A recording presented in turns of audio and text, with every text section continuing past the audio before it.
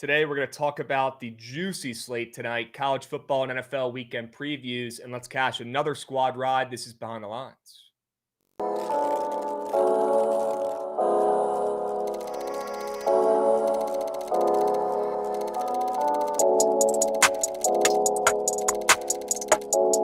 We're beating Vandy, by the way. I don't give a fuck what anybody says.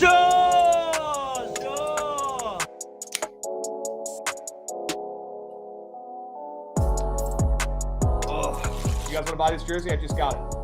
Wore it one time down at Chapel Hill. Fucking dumb.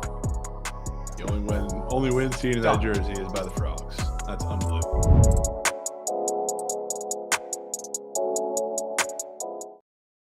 What's going on, chat? Happy BTL Friday, episode 783 piece. As always, hold the fry, joined by your two hosts, Krabs and Jovan, presented by Bookit Sports. If you are not tracking your bets on Pickets, if you are not following old Krabs, Jovan, Lauren, Rav, any of the Bookit squads on Pickett, what are you doing? Start tracking your bets on Pickett. Start following your goats over there on Pickets. And make sure you follow Trent for all the prize picks fades over there on Pickets. Download with code Bookit or Bookit10. I believe it's code Bookit. And get signed up today on Pickett on the App Store or Google Play, whatever phone you got. They got Pickett on there for you. Ready. Get on there. Hurry up. Go, go, go. Chat, what is going on? How we doing? Vibes are immaculate today. Coming off a sweep, coming off an Eagles outright loss to the quail shit Giants. And now we all think the Giants are playoff bound and Super Bowl bounds. Look, down to get hype. Love seeing an Eagles loss. My goodness, Jovan. And I also love seeing a Randope subby coming in hot. Can we clap it up for Randope setting the fucking tone? Let's go, dude. Randope. Let's go, Randope. Let's go, Randope. He says, Degenerate right after. Wow. That's a two-piece if I've ever seen one. Randope coming in hot with a subby and Degen with a party of 44. We got a whole back room reserved for Degen and Co. Appreciate you guys getting involved. Randope, appreciate the support here, my man. One of our great vibes guys in the chat. We need more vibes guys. Be more like Randope, chat. Let's go. Plenty more to come. I ain't fucking leaving this dope show. Love you guys, Jovan and Krabs. Y'all make me a smarter gambler in the industry. No parlays, just straight bets. That is music to my ears. It's messages like that make my day. It makes me realize I'm doing the right thing. Coming on here, trying to get you guys in the right mindset to make some coins in the books. Can we clap it up for Randope? Everybody be more like him. Everybody be more like him. Randope. Everybody be more like him. Let's go. Let's go. What did you say? Say that again. Kyle B in chat. No fun equals more winners. It's a simple equation, folks. The less fun, the more coin. You need to put that on a fucking shirt. You know, it was very fun. Saquon less than 2.5 receptions. Wow. Can we clap it up for Saquon less than receptions? Let's go. Let's go. Some cap to Krabs. Just put meat on the line so many times yesterday. Just came through. Every single one. It's my whole life, man. I live life in this industry, backed into a corner.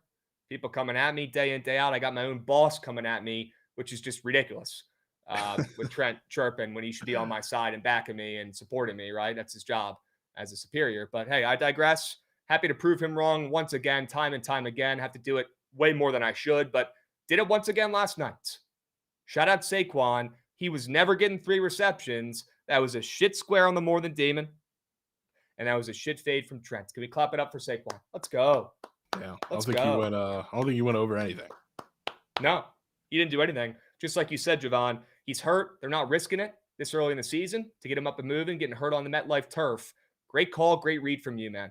Great call, great read from you. Lasted. Hashtag thank you, Giants. Yeah, Hurts. Sure. Bad player. Jalen Hurts is really bad at throwing footballs. He's really good at running footballs, but he's not good at throwing them. That's for sure. That team is toxic as heck. You got me guys as receivers. You got a banged up Saquon. You got an O-line that ain't your mom, pa's Eagles O-line. You got a defense that just let Bo Scattaboo turn into prime Adrian Peterson against you. This dude's headbutting brick walls before football games, and you're letting this kid get 100 yards and multiple touchdowns against you? Are you kidding me?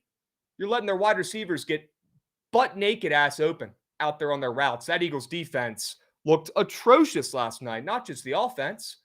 The whole Eagles team is out of whack. Everybody's just chirping the offense. Let's chirp the defense. You just let Jackson Dart and Bo Scattaboo run all over you They looked so good against the Eagles defense that people are now saying the Giants might be a sleeper for the playoffs. Do you know how bad you have to look, Jovan, for that to be the case? You have to be atrocious on that side of the ball for people to think the Giants are going to make the playoffs after playing against you, man. Atrocious. Yeah. Mind you, atrocious. Same team that just got dominated by the Saints defense and only scored 14 points last week. Like, we all forget that happened. They got shut out in the entire second half of football by the winless New Orleans Saints less than 7 days ago. Yep. Shout out Rav. He had a great day yesterday as well. Shout out LC. I believe she's dropping another segment of the LC show today, I think. So make sure you guys tune into that puppy. Shout out the hype train we got moving and grooving. 4 minutes left. If you guys want to get involved, feel free. We got Baumgartner Jackson getting involved. He dropped the subby, 36 months. Whoa, I'm no mathematician, but that's 3 years. That's a long time. Let's go, Baumgartner Jackson. We appreciate you, Beast. We got Drew0312 getting involved. Jovan, real question. Are your Bucks or my Niners winning this week? Have a weekend, Goats. I'll go and answer for him. It's the 49ers, but want to hear his thoughts. Yeah, I don't really know. That game has my head in a blender. Sketchy just game. Like, yeah, they're eventually going to get got and not have a game-winning drive, especially when the injuries keep piling up. Fucking Godwin's not playing again, and then they're without Bucky still, of course, and then 75 other people are hurt. But I'm still kind of surprised they're only -3 at home against Mac Jones. Huh. Yeah. And again, not a team you want to make it a habit out of fading this season, the Bucks, because they just prove you wrong and they overperform more often than not, right? You can squeak in a fade every once in a while. They're not going to win out. Nobody does. This is the NFL we're talking about here. We just saw the Giants dominate the Eagles. Anything can happen in this league any given Sunday. Watch the movie. But certainly like the 49ers this weekend. We'll talk about it.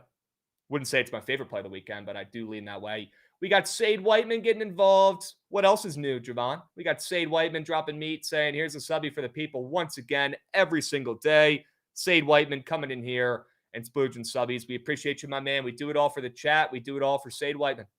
People forget. People forget. We got the YouTube chat up and moving. YouTube chat, let me hear you scream. And we got an auto tail getting redeemed here by Clam Mucker. Cannot wait to see what Clam Mucker wants us to tail tonight or this weekend. Okay. We haven't seen an auto tail in a minute. Yeah, very curious. Decades.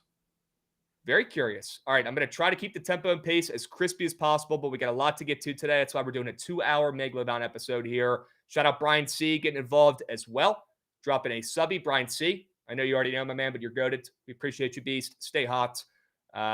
Yep, Sonny Dutchy, Eagles are frauds, Mickey Mouse Super Bowl champs. Well, that team last year was good, but this ain't your mom and pa's Eagles. This team is significantly worse, vibes-wise and just play-wise.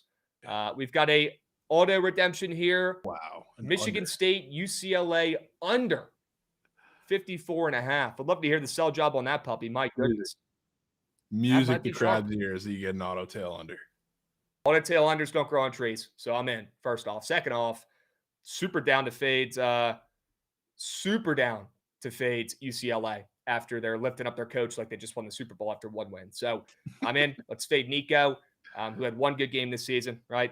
Has to be done. I prefer another play in that game, which you guys probably could guess what it is. But if I got an auto tail and lock in 2 plays in that game, that's the second play I would pick, the under in that game. So not opposed. I'll lock that puppy in, and we'll all celebrate on Monday when that puppy smacks.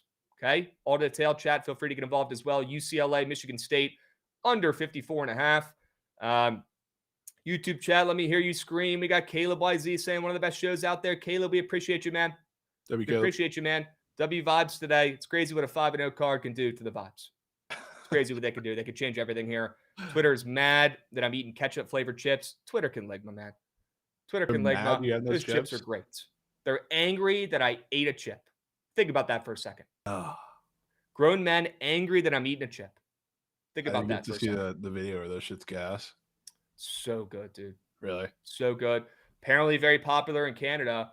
It could be a perfect segue here. Shout out Canada for knocking out the Yankees. And shout out Canada last night for coming through on the ice for the squad ride. I'm going to eat as many ketchup-flavored chips as I fucking can today. That's for sure. Let's go.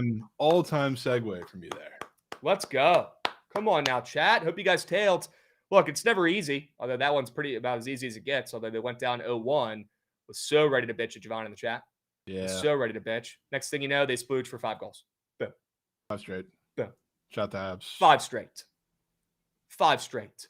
Shout out to Habs, Jovan. Great call. We got Oaktown's Finest asking questions here in the YouTube. Krabs Streets over here asking, what made you a contrarian in the gambling world? Salute, fellas. I'll try to keep this quick. I know you were asking me that on Twitter yesterday. I said bring it up in the chat today.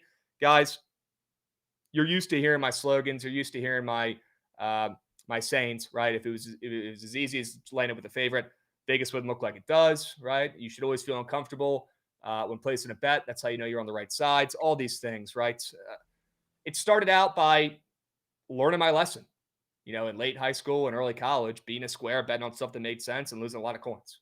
Okay, I learned, I adapted, and I realized pretty quickly that overall, not every time, but more often than not, you want to be on the contrarian side. You want to be on the fade the public sides. You don't want to be on a public favorite. You don't really want to be on favorites in general or overs in general. And I learned my lesson through experience as a college kid, just like all you guys. Okay, we all learn. Hopefully, you guys are learning more. You're smarter now. You're better bettors now than you were when you first started. If you're not, probably not the right hobby for you, right? We're always trying to get better out here in everything you do in life, especially with gambling, right? We should be smarter, sharper, better, bigger, faster, stronger every single day. That's the goal. But I learned my lesson through losers, right? I learned my lesson through taking stuff that made sense, taking plays like the Eagles -7.5 last night. And I learned pretty quick in college that shit just does not work. In Vegas, when you're landing down there on the airport, Harry Reid, you look out to the right, out your little airplane window, and you see all those shiny lights. You see that stupid pyramid with the light shining up. You see all the shiny glass. You see the wind. You see my place, the Aria. Guys, those places don't exist with plays like the Eagles -7.5 hitting. Those places don't exist with plays like Saquon more than 2.5 receptions hitting. So I learned through experience. And I've learned that overall, if you take the contrarian, nasty, fade the public play, you're hitting 60% of the time. You're giving yourself a chance. If you do it every time, you're not going to hit every time, but you're giving yourself a chance. It's the best way. It's the only way, in my opinion. Jovan's one of the only guys out there that can find ways to make coins, betting overs and betting on fun plays. And that's why I tip cap to him. And it's very, very impressive. That's why I always say he's the smartest guy in this fucking space. But it's hard to do. And if you're on a nasty play, if you're on an under, if you're on a dog, you're already off to a great start and you're already in a way better spot. So be contrarian, be gross. Don't feel comfortable when you're locking in a play. Okay? Because if you feel comfortable locking in a play, the books got you right where they want you. And there's a bigger chance you're about to lose your coin. Plain and simple. Yeah. I always sum it up like this. Whenever my friends ask, I just say, Vegas looks like it does because whatever we come up with in our heads does not always equate to what they come up with. And they're bigger, faster, smarter, and have 75,000 different resources than we do that are much better than anything we can possibly lab up. So if you can find the reason why the difference is there, that usually leads you to the more contrarian side. Yeah. And if there's a good reason, you take it. Yep. Adam's Got Whalers said you can hit 60% with fun props too. Yeah, if you're lucky. But Adam's Got Whalers, if that was true, wouldn't you already be retired in Cabo right now? And you probably wouldn't be doing streams. You'd just be kicking the feet up, drinking margaritas, and kind your glop. Right? Respectfully. Yeah, well, hey, there's some fades that are fun. Sure. Oh, yeah. I don't know if I told you this. I don't know if I told you this because this was literally 2 days ago. But I was in an Uber, and we got to talking because it was a 30-minute drive. But the guy was talking about like prize picks because I had one of the shirts on, and he was like, you bet prize picks. I was like, yeah, we kind of work for them. And he was like, dude, over the weekend, this past weekend, I had this one dude in every single slip that chalked it. You want to know what that square was, Krabs? Oh, it was Amon-Ra to score a touchdown. Oh, was it? Every slip. He was bitching. Oh, was it? Bitching. Huh. If only he watched BTL. And again, not a peep talked about that square. Not a peep talked about that square, besides you gassing me up for it. And I appreciate that. Okay, I do. But again, not a peep still about the Amon-Ra fade. Not a peep about really the Saquon fade on the feed. Not a single person said anything about that on the feeds. Not a single person said anything about the Kenneth Walker less than, the Tua less than pick. Dude, that might have got a compliment or two. Unbelievable run. Great run. And nobody's talking about it. People just think, like Trent said yesterday, they just assume that all my primetime plays lose. They assume because their square brain automatically goes to hating me and my plays because I'm different, I'm contrarian, and I'm fading them, right? Guys, I'm still here standing. Okay, and I'm not going anywhere. I've been doing this for a long fucking time. If what I did didn't work, I wouldn't be here right now. And you guys wouldn't be watching. So good reminder of this little run we've been on recently, right, Jovan? Let's keep moving and grooving. Oh, we flash Let's it. keep What you moving did and yesterday while we're here. Yeah, why don't we go ahead and recap from yesterday? How about a 5-0 day after Trent told me to spend less time chirping the Yankees and getting in the lab? I have not lost a play on this show since. Can we clap it up for that? Let's fucking go, Jovan. Appreciate it, Trent. Let's fucking go. As always, Come on. The 777 card. Come on. And Jovan, look, nothing to complain about over there. 2-3, we take it. You were long overdue for not a positive day, and it's nothing to bitch or moan about. You're going to bounce back today, but you've been on fire. Yeah. On fire. I could bitch about that last second ECU blown cover or 5-0 in St. Louis, but I won't. That ECU game, man. That ECU game was unbelievable. Unreal. Oh. Looked like they're going to win outright the entire second half. Next thing you know, it's Keck.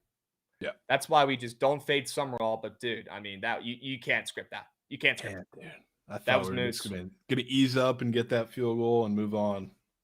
Yep. I thought we were getting a field goal as well. Turns out, Brett Slaff just loves running up the score, man, and stat padding. Some might consider him a me guy. I certainly would after that move last night. So, and shout out Sam Houston, by the way. They should have won outright as well. The kid kicked a 55-yarder to beat Sam Houston on their home turf. Heartbreaking. Should have had their first win last night. The Bearcats played great. Not an interception in sight for the most underrated quarterback in college football last night for Sam Houston. Shout out my GOAT, Hunter Watson. I knew he was better than he's been playing. Not saying he's an MVP or Heisman, but he played great. He played great. So enough tooting our horns here and gassing up our day yesterday. We have a lot of work to do today. But I wanted to shout out Sam Houston. Okay, dude absolutely balled out yesterday, and they left it all out there on the fields. They got a 350-pound D lineman that looks like Vince Wilfork that has a long sleeve white undershirt that's down to his fucking knees. That's out there like a vacuum on the D line for Sam Houston. He'll be transferring to Bama or somewhere next year. He's great. And he celebrates like he wins the Super Bowl after every play, and I love to see it. Hoffy says Krabs plays Arch less than half a pick yesterday or tomorrow. Hoffy, I looked at that square for a very long time. I will certainly have it in lineups. It'll be on the meat sheets, but did not make the weekend preview because, again, it's still Arch Manning. Although I certainly like it, and I'll be on it. Not my favorite play of the weekend. Okay? Why don't we go ahead and hop in, Jovan? Don't waste your time. I know. You're biggest hater of all time. Deservedly so, because he's been ass cheeks. Okay. Yeah. Jovan, we got a lot to get to today, my man. Any other comments? I've been yapping a lot. Anything else you got to say about yesterday before we get into today's winners? No, not too many comments. Let's hop in. Okay. Let's hop in. Let's dive in. Let's go to the Sharp Report and talk about our favorite winners for today. Should I be concerned that this play is in the Pickett plan, or is that coming straight from Jovan's brain? I'm hoping it's the latter. I wouldn't say coming straight from my brain, but the entire Pickett plan, I was there while he was crafting it, and I made him make a switch or two, and got some approvals. Yep. Sade Whiteman, that steak last night was incredible, my man. Incredible. I'll be honest. You guys know I'm an open book. I'm an honest man. Gosh, I shouldn't even be outing myself here, but I will. For the first time in my life, I purchased discount meats last night. No. I did it. Yep. I broke my golden rule. I stopped being stubborn. Rules of life. I know, dude. I know, but it actually played out. Maybe that's a life lesson. It's okay to change. It's okay to go against the grain a time or two. Go to the grocery store. Wanted to pick up a couple fillets. Was excited to have a good Thursday night, watch some football with the lady, cook her up a nice meal, right? Have a pretty good night. And I'm looking at these fillets. They're $33 per pound. I'm not out there to get any little handout baby fillets either. I'm there to get a couple pounders, right? That's my job here, is to secure the bag. And I see a nice little package in the back, half off, $18 for 2 good-looking fillets. I guess the sell-by date was yesterday. I took a risk, Jovan. I did. I broke my golden rule. You know what? It actually worked out. I'm man enough to admit it. It played out perfectly. And you know what? I would do it again if the shoe fits. look, if the meats are fucking mangled and gross and brown because they're old as shit and they're moldy, I'm obviously not getting those on sale, but they look good. I trusted my gut. I made the right decision. I went against one of my golden rules and it worked out. It did. Had a little side of ketchup chips as well. Yep, I did. That is just Krabs. And I'm man enough to admit it. I am. All right, speaking of meats, meat on tape. Give me North Texas on the money line here. Good to see they're up to -2.5, Jovan, as well. They were -1.5 earlier today. They were honestly pretty close to a pick 'em on the money line today, this AM when I was labbing. So good to see they're back up to -2.5. Interesting. I wonder if some sharps have laid some action on the mean green here today. And I mean, guys, system play. To keep it 100 with you here, it has to be played every time. If it's not, you can't pick your spots with these. You're taking a team that's unranked as a favorite against a ranked opponent.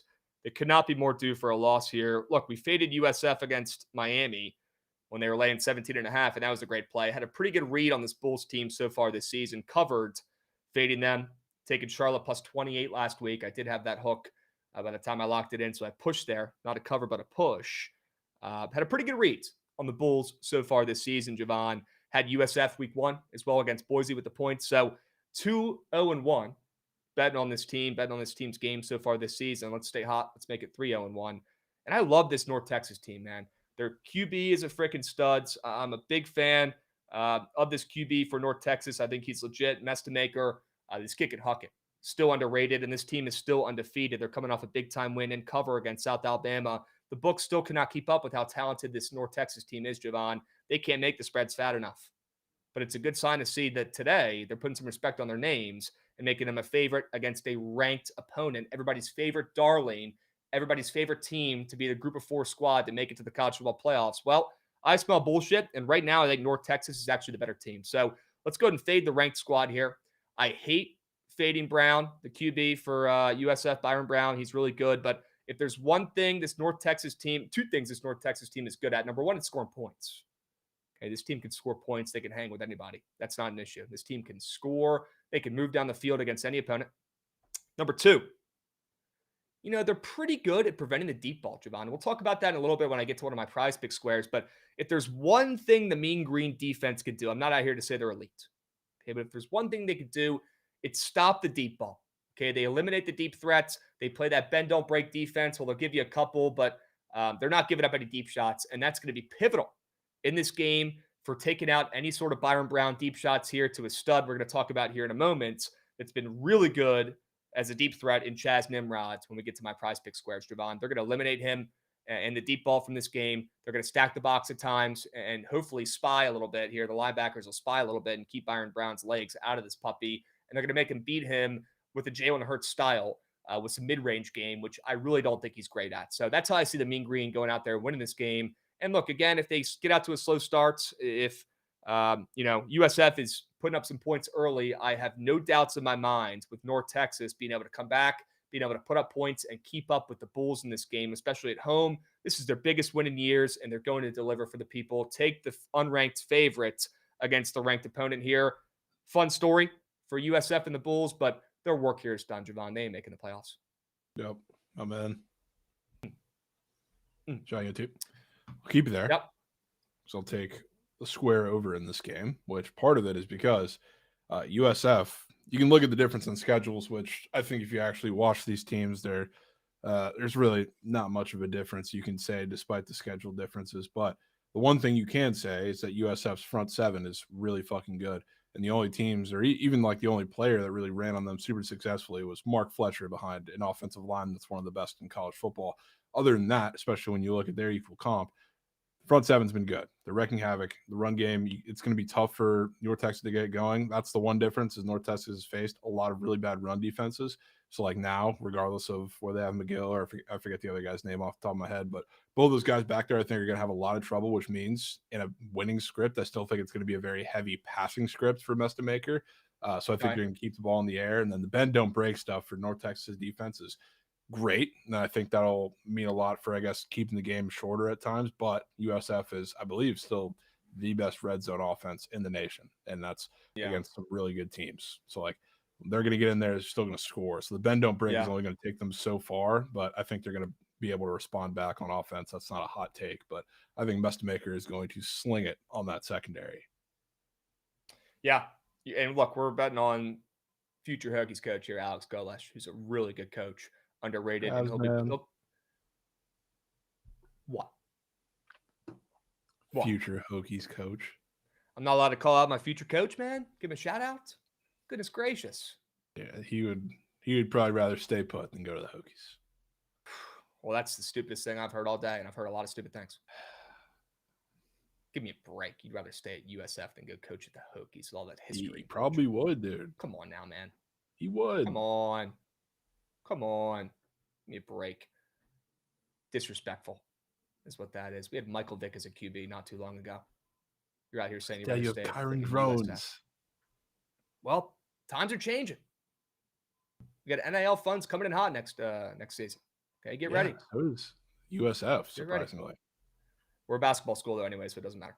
Okay. Yeah.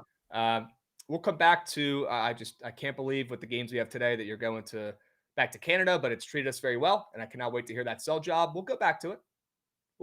Canada's treated us well, knocking out the Yankees and cashing on the ice for us last night. Let's make it 3 in a row. We'll come back to it. Sure. Excited to hear that sell job. Dude, swing it around for me, will you? I got another under to talk about. A familiar under. Yep. I did not hear no bell. Jovan, did you? I might have heard it off in the distance. Well, it's probably the last game of the WNBA anyway. So if you heard in the distance, it is what it is. We're probably not going back to this for another time, but has to be done, has to be placed, Jovan. I'm not a sucker. I'm not a fool. Okay. And seeing this total placed at the exact same number it was placed at last game after another over in this series where just not a lick of defense has been played. Not a lick. Zero defense, insanely fast-paced, Jovan. And balls are going in hoops. To be completely honest with you, these ladies are making some shots. Okay, I'll tip cap. They are, and they've cost me some coins in these recent games, Jovan. They are splashing. These are looking like NBA games. I'm seeing better play out there than I'm seeing watching my local Wizards out there playing in the NBA. So coming off just an absolute shootout, 90-88, Jovan, the most high-scoring game of this series. All the games have gone over, soared over in this series, Jovan. And what makes it even weirder is the last game they just played the other night was the highest scoring of them all, and they're still putting this total at the same number. And the splits are absurd. Looking at this game, everywhere I look, the over is getting absolutely shit nuked. And that total ain't moving at all. It ain't moving a hair. It's staying, it's holding firm, it's holding pat, right at that 163.5 number. Jovan, if this game does not go into overtime, the under is hitting. For the first time this series, you're going to see a different mindset, a different mentality from the Mercury, who are backs could not be further against the wall. Changes are going to be made, Jovan. If they lose this game, they're about to get swept in the WNBA Finals. And you might get a little fat, happy, complacent Aces squad that's feeling pretty good about themselves coming off of 3 straight W's, and it's looking like they got this series wrapped up, Jovan. Well, you're going to see the Mercury try some new things on defense after 3 straight L's. You have to. And I don't think the Aces offense will look as dominant as they have in the first 3 games of this series. A'ja Wilson has had 3 straight games with 50-plus PRA, which is just absurd, and she's the best player of all time. But even that is just you're not able to keep that up at that record pace. That is unbelievable. And at some point, something's got to give here, Jovan. And tonight, it's over. It's not hitting. You're going to finally see some rims clank in this game, especially when the nerves on both sides are going, right? The Aces have a chance to end this series. That smells like an under. A little fat, happy, complacent as well when they're up 3-0 in the series. And the Mercury, something has to give. They got to try something different on defense to keep their season alive. And they're probably not putting the ball in the hoop either because the Aces defense has looked a lot better than the Mercury so far in this series. So I'm smelling another under here. And the total, I would not have bet this total again if it wasn't at the exact same number it's been at last game. And this entire series, it is a nasty, stinky under, and it's hitting. Did not hear no Houston moment for this finals under. Did not hear no bell. Okay? Dubs. Fuck, man. Dubs. All right. Married couples finally going to play some defense tonight, Canadian Goots. Yep. You heard it here first. No game winners for A'ja Wilson tonight. Can't have it. Nope. And I do lean the Mercury, but Sabali out. That's huge for the under as well. Yep. Take away 20 points there. Give me another under in the series. Did not hear no bell. Jovan, let's head to Canada, eh? I got a W play. You got a Canada play. Yeah. Life is good. Tipping cap to the country of Canada, but it's been a while since we've taken a trip there on the gridiron. But I wanted to go back. It's not too many games. There's great games tonight. There's not too many games. So I wanted to take a trip over there. This is the Rough Riders who are playing the Argonauts. The Argonauts have been one of the worst defenses in the league for the entirety of the season. And now, after, I guess, playing a little pesky the last couple of games, not so much defensively, but if you remember the name Jarrett Dagey from West Virginia, he's their starting quarterback now because they've shut down their actual backup quarterback, Nick Arbuckle. So this is kind of I don't want to say a punt spot as the season starts to wind down a little bit, but it's kind of pretty much playing on the season. They're already eliminated. They're playing the Rough Riders now, who last time they were at home, which they've been on the road for the last 2 weeks. They got 50 points to Montreal. So it's kind of their get back spot in a game that also clinches the first seed in the Western Conference. But their defense has been fantastic all year. It's a pass funnel. So like they're a really good run defense. And the way that you beat them is through the air. So Daggy's going to have to like sling the fuck out of the rock to be any sort of competitive in this game. And if I've told you one thing, I've told you a couple. 10.5 in the CFL is fucking fat. You don't get double digits very often. So the fact that they're getting that, not that it doesn't make sense with the status of the two teams, but it's comparative to like a higher teen spread in the NFL. So that's essentially what I'm taking. Yeah. And our local CFL sharp Madul is saying the Argos have already waved that white flag. Okay. Yeah. Good. Moving on to next year. And yeah, Madul would love to hear if you got a CFL play this week, feel free. Now is the time.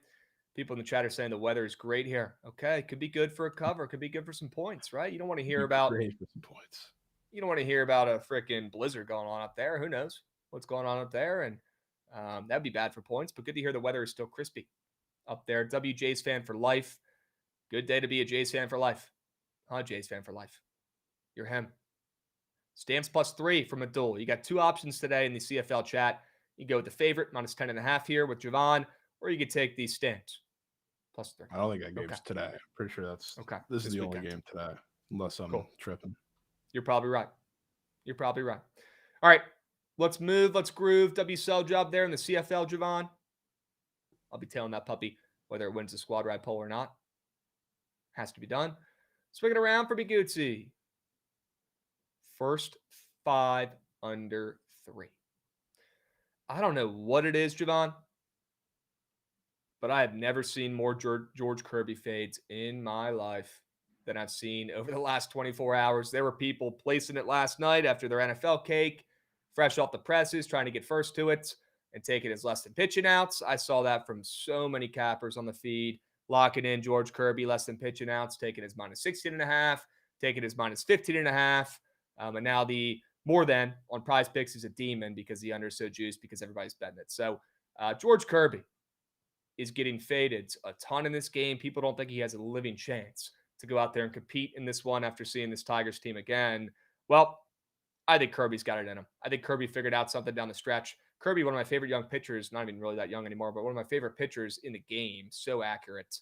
Was trying to tinker around with some things this season, right, Jovan? He's trying to be a little less accurate and get a little bit more strikeout stuff earlier on the season. Didn't work. He went back to his roots down the stretch here, Jovan, and it's worked out pretty good for Mr. George Kirby, one of the most accurate pitchers in baseball. What do we want when the lights are bright, when the buttholes are tight, and when the nerves are at an all-time high, Jovan, in an elimination game? We want accuracy from our starting pitcher. We don't need velo. Everybody's got velo in the Big 2-5. We want accuracy. We want a guy who's going to go out there and paint corners no matter what scenario he's in. And right now, that's George Kirby. I don't want to fade George Kirby like all the sharps and the squares combined do in this spot. To be honest, I don't even really want to fade Scooball. I think he's good enough where he's probably not going to get mucked up in this game. If he does, it'll probably come in the 6th or 7th inning when he starts to get tired in the 3rd or so time around in the lineup. So I like the Mariners in this game. I think you're going to talk about them in a moment here, which I'm excited to hear that sell job. I certainly lean that way, Jovan. And especially looking at this line right now, we're seeing some minus signs popping up next to Seattle, which is a great sign. Not many, but -105, -100 here when they were +110, +115 just this AM. So that's a great sign for not only the Mariners on the money line, But in my opinion, a great sign for the under, because even if Seattle wins this game, I don't think it's going to be an insanely high-scoring affair. This is still Tariq Skubal we're talking about here, one of the best, if not the best arm left in the postseason. So I do think he probably gives up a run, maybe two early on, but I think Kirby is absolutely exceptional up there on the bump. He gives his team a chance, and this first five is going under. Maybe it pushes. I'm not seeing it. I love the first five under here. I think if there's runs coming, it's late. And after seeing two straight overs in this series, Jovan, seeing this total dropping from 6 to 5.5 was everything I needed to see to get involved in a good old-fashioned pitcher's duel, at least early on, and then let the chaos ensue in the later innings. I could so see this game getting weird later on down the stretch to close it out, but I'm not seeing many runs early or often in this Game 5 must-win. Yeah, I'm with you. I guess we'll stay in that game because I just want to take the Mariners, which red flag immediately. That Skubal is minus 130 in an elimination game, winner take all game, and the line moves away from him. Minus 120s and lower at this point, but huge red flag. Second, didn't even take that or all of the Kirby fades or all of the free Tigers ML on the feed. Because somebody could say just don't overthink it in that mind and take Skubal in an elimination game. But in my mind, the not overthink it part of it is the fact that we're getting the Mariners pitchers, which is probably going to be some combination of Kirby and Luis Castillo pitching in Seattle, where very obviously, like, all of the Mariners pitchers have pretty dramatic home road splits, but those guys especially have dramatic home road splits throughout their career. And I guess Castillo's been a little different this year where it's not as dramatic, but Kirby and Logan Gilbert and all the rest of the pitchers have all been the same exact way. They get to pitch at home, which is pretty important, not just because Kirby is a very command dominant pitcher. So, like, you probably don't want to see him as much as you'd want to see Scuba multiple times through a lineup, which is why the fades are out there, and it makes sense. But Castillo, same deal. Like, I think he's going to come out of the pen. He's going to match up well against that team, especially because there's some BVP involved with Kirby against the top of that lineup. So we'll see just how it plays out. But regardless, I think the arms are much better set up there. And Skubal, just like Kirby, like, they've already seen this lineup one time in this series. Skubal took a very different approach in game one, which he was dominant, minus Jorge Polanco twice getting to him. But they're swinging early when they got the fastballs, which is why he decided to go very sinker slider. It's like try and do soft contact so they couldn't swing early. So, like, now that they've seen that one time, I'm sure Skubal is a very smart pitcher, and he's done the same thing as he's seen multiple teams in the same vein. Might have to be a little more aggressive in the zone. I think that's going to hurt him a time or two in this game. Maybe it's not Polanco for fucking once. Maybe it's J-Rod. Maybe it's Cal Raleigh. You can make a lot of different, I guess, options there. But I think he's going to have to be more aggressive in the zone. The stuff's going to work out. He's not going to get fucking shelled. But I think the back end of the pitching staff lines up much better for the Mariners, which sneakily the Tigers' options have been, I don't want to say shaky. It's not like they've given up a shit ton of runs, but the way they've matched up, or when they haven't matched up extremely well, it's been very, very poor. And obviously with the way that the last game went, you didn't really get much of the top shot or many of the top options out there for the Mariners. So not that you just have Castillo, but you have every single matchup you can pick apart, which for the Tigers, I feel like is a lot more important. So taking the Mariners. Yep. And Jovan, I'll be honest, man, if I saw where this line was at right now, earlier today when I was labbing, I probably would have had the Mariners ML on this card as well. Not saying I don't like the first five under. I still do. But that's ridiculous. And you hit the nail on the head saying the opener minus 135 for Skubal. Just the best pitcher by far left in the postseason is crazy. How about minus 120? Now, barely a favorite. That is insane. Love this play. Have a feeling we'll be coming back to it. Okay? Yep. A couple subbies get involved here. We got that boy Co. Dropping a subby. You're him. 13 months. Crab surprise. You're not mucking ketchup waffle fries at the moment. Try to be professional here. That boy Co. But I cannot deny the craving that I certainly have right now for some ketchup flavored chips. Yep. I do. We'll have to grab them if we have time at the end of the stream. We got Steak getting involved, dropping a resub. Sure. Appreciate you, Steak. We got Real Nicky Gambles getting involved, saying Krabs Carpenter 5 for 11 with 5 home runs off of Kirby. If you're looking for another fade today, add it to my card. Add it to my cards. Love it. I will be getting involved on that puppy. Somebody asked, how do you fade Skubal? I'd probably take his less than strikeouts after Seattle just saw him. I'd take that less than 9 strikeouts.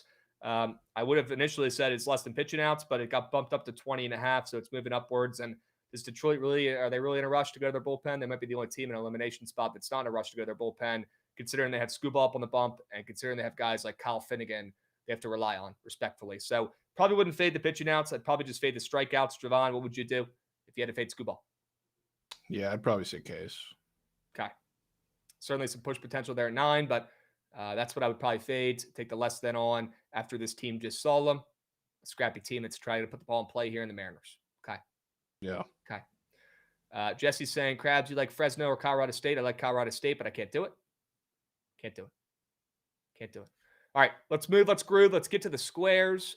I mentioned my guy Nimrod. Goot said, you must hate this Chaz Nimrod guy's guts earlier today. And I said, you're goddamn right I do. 1-0.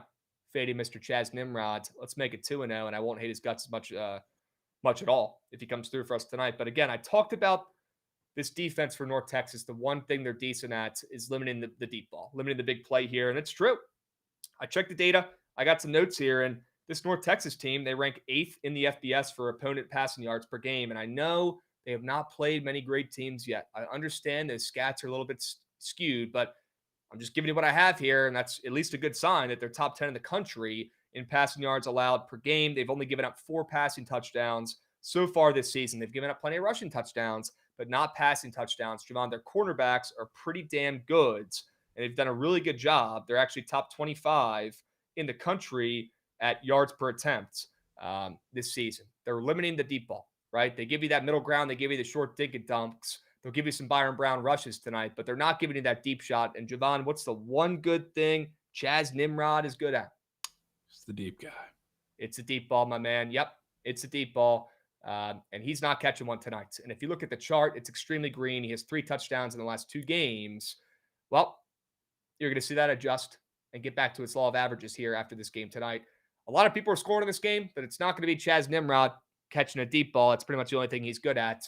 Crazy square to be up as well. Looks like a very easy more than. I'll be fading that, and I'll be back in the mean green secondary to go out there and do job.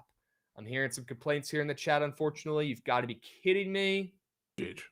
Kirby off the boards. Is that because of the Kyle Juice check? Let me check. Wow, Jovan. I might need a vintage fist bump here, my man. Minus 145 to the under. Minus 145 for CLV. Yes. We fist bump for those around these parts. Yep. No, yes, we're better than Trent. We're so much better than Trent for that. All right. And as soon as I say that, it moves back, and now it's only minus 131. That's a curse from the gambling gods there. Holy shit. That's actually the craziest thing ever. I just watched the whole fucking screen flicker and move, and now he's only minus 131. That is a bad sign. After I was just Jovan fist bumping for CLV. Oh boy. Well, I still like the read. I still like the play. I still like the first 5 under in this game. I still like the Mariners to win this game. And like I talked about, Kirby's got the stuff to succeed in the postseason. He's accurate. He paints the corners. Don't care about velo. Don't care about stuff as much in the postseason. I care about accuracy, pinpoint, and Kirby's got it. And he's going to have it again today against the Tigers team that everybody's saying, oh, they figured it out last night, Jovan. They figured it out in their last game. They put up a bunch of runs late in that game, right? Seems like they found their groove. They came back and scored. Was it 9 unanswered runs in that game that they scored? I believe it was. I believe so, yeah. 9 unanswered runs. That is absurd. Everybody's saying, the commentators are saying, looks like the Tigers found their swing after home run after home run after home run. No, the pitchers in for Seattle just fucking stunk it up, to be honest with you, and were grooving dick high fastballs, and these guys were taking advantage of it. Today, Kirby is going to be pinpoint on his accuracy. He's going to be painting corners like goddamn Bob Ross, and he's going to go out there and shove and give up less than 1.5 earned runs allowed. Love this play. Juice to the under on the books. Hopefully it comes back up. Now that the juice has moved back towards that over, I'm assuming people are betting that over. So, yeah, Kirby's going to go out there and shove and cash for your ML for Seattle and my first 5 under. Okay? Okay. Castillo is after Kirby. If Kirby allows 2 hits in 1 inning, guess who's coming in? I'd say Castillo. Probably coming in, if I had to guess. Okay. Yeah. Okay. 69.9 said minus 145 on the green book. Yeah, it's since moved. Now I'm seeing minus 135 to the under on the green book. But hey, it's bouncing around a ton. Probably getting some action here during lunch while everybody's saying fuck work. It's a Friday and locking in their wagers. I don't blame them. Okay. Jovan. Let's go to your squares, my man. I want to lock in the sharp report 4-man while you talk about these 2 solid jobs. Had to bring it back to bowl season. If we're talking overs, we're talking about games of the year potentially happening in Denton today. Yep. Shout out Pax Picks with a 7 gifter. Wow. Yeah. Lucky number 7 yesterday, Pax Picks. Yep. Krabs card. Yep. W's. Come on now. But yeah, we're talking about game of the years tonight with absolute legacy offense on both sides. Maker to bring it back to bowl season. People forget what happened when we took him to bowl season. He had like 400 yards, and that was the first game he started since freshman year of the fucking freshman team.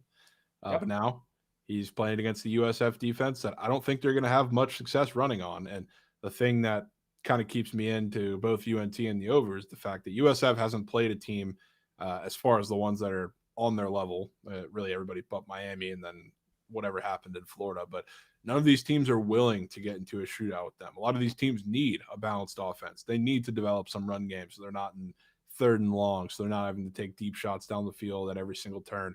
UNT has no problem whatsoever doing that. Drew Mestemaker has no problem whatsoever doing that. They will get in a shootout. They will take whatever you want to give them, and a lot of what you're going to give them is going to be shots down the field. It's like this is the system they've built. This is a system Mestemaker's been successful in, and it's a system that they're going to have to use a lot tonight. He is going to be slinging rock. That's not a hot take, but I think it's the perfect game script for that. And then same goes on the rushing side for Jonah Coleman, who's had a tough couple of games now, which the reason for that is they've played 2 much better run defenses than Rutgers is, which still crazy saying that over the last handful of 2 years now. The run defense has been really bad, but typically they've been a much better run defense than they have right now. But this ain't Ohio State, and this sure as hell is not the Terps, which held them to everything on the ground because they're loading the box. And if you're Ohio State, they're obviously a much more physical, better front, and they were up by 2 touchdowns the majority of the game. So like now you got a team in Rutgers that's not only a bad rush defense, but really bad, especially in like yards before contact. So if you're Jonah Coleman, who like has no problem breaking tackles as is, you're not going to have to do that until the second level for a lot of your runs, which means the explosive runs that he's been lacking over the last couple weeks, you're probably going to see a couple of those tonight in a game that they're also 10-point favorites. I think they're going to win. Maybe they cover that game, but it's a good game script, I would say, for that too. Love the sell jobs. Seems like people like them a little too much as well because my 2 squares are off the board and your 2 squares have gotten bumped up significantly. So I'm sure you're cool with playing the bumps. You always are. You wouldn't put a square on here if you weren't confident enough to take them anyways, even with the bumps. So you confirm that? You good with the bump here? Maker's throwing for something that starts with a 3. Yeah, demon lineup type. Okay. Gosh, man, I wish we could lock in a sharper board format today, but it looks like Prize Picks is on our ass after a couple good days. So, gosh. All right. Some serious bumpage. It is what it is, chat. They're always watching. Big Zell says, do not take bumps. Do not listen to Big Zell. Yeah, don't do that. That's what I'll say for that. Take the squares. They're fucking turning green. It's that simple. Okay? Take it at whatever. Mestemaker's not going to be close, and Coleman will do job. He's going to dominate today. All right. Let's move. Let's groove. We have a lot to get to today, folks. Still, we just talked plenty about the plays for tonight. We'll circle back and do a squad ride poll at the end of the show here today, guys. And again, Pax Picks, thank you so much for the subbies. Krabs, what do you think about Nimrod, longest reception? That's probably what I'll end up pivoting to the less than, Sage, if they don't put his touchdown back up on the board. But I'm going to wait. And see what happens. Crazy Jovan, they only have a 1.5 touchdown now up for Chaz Nimrod. Interesting. All right. Let's move. Let's groove. Goots, if you're around, if you're local, do me a favor. Run that shit. Let's talk about some college football.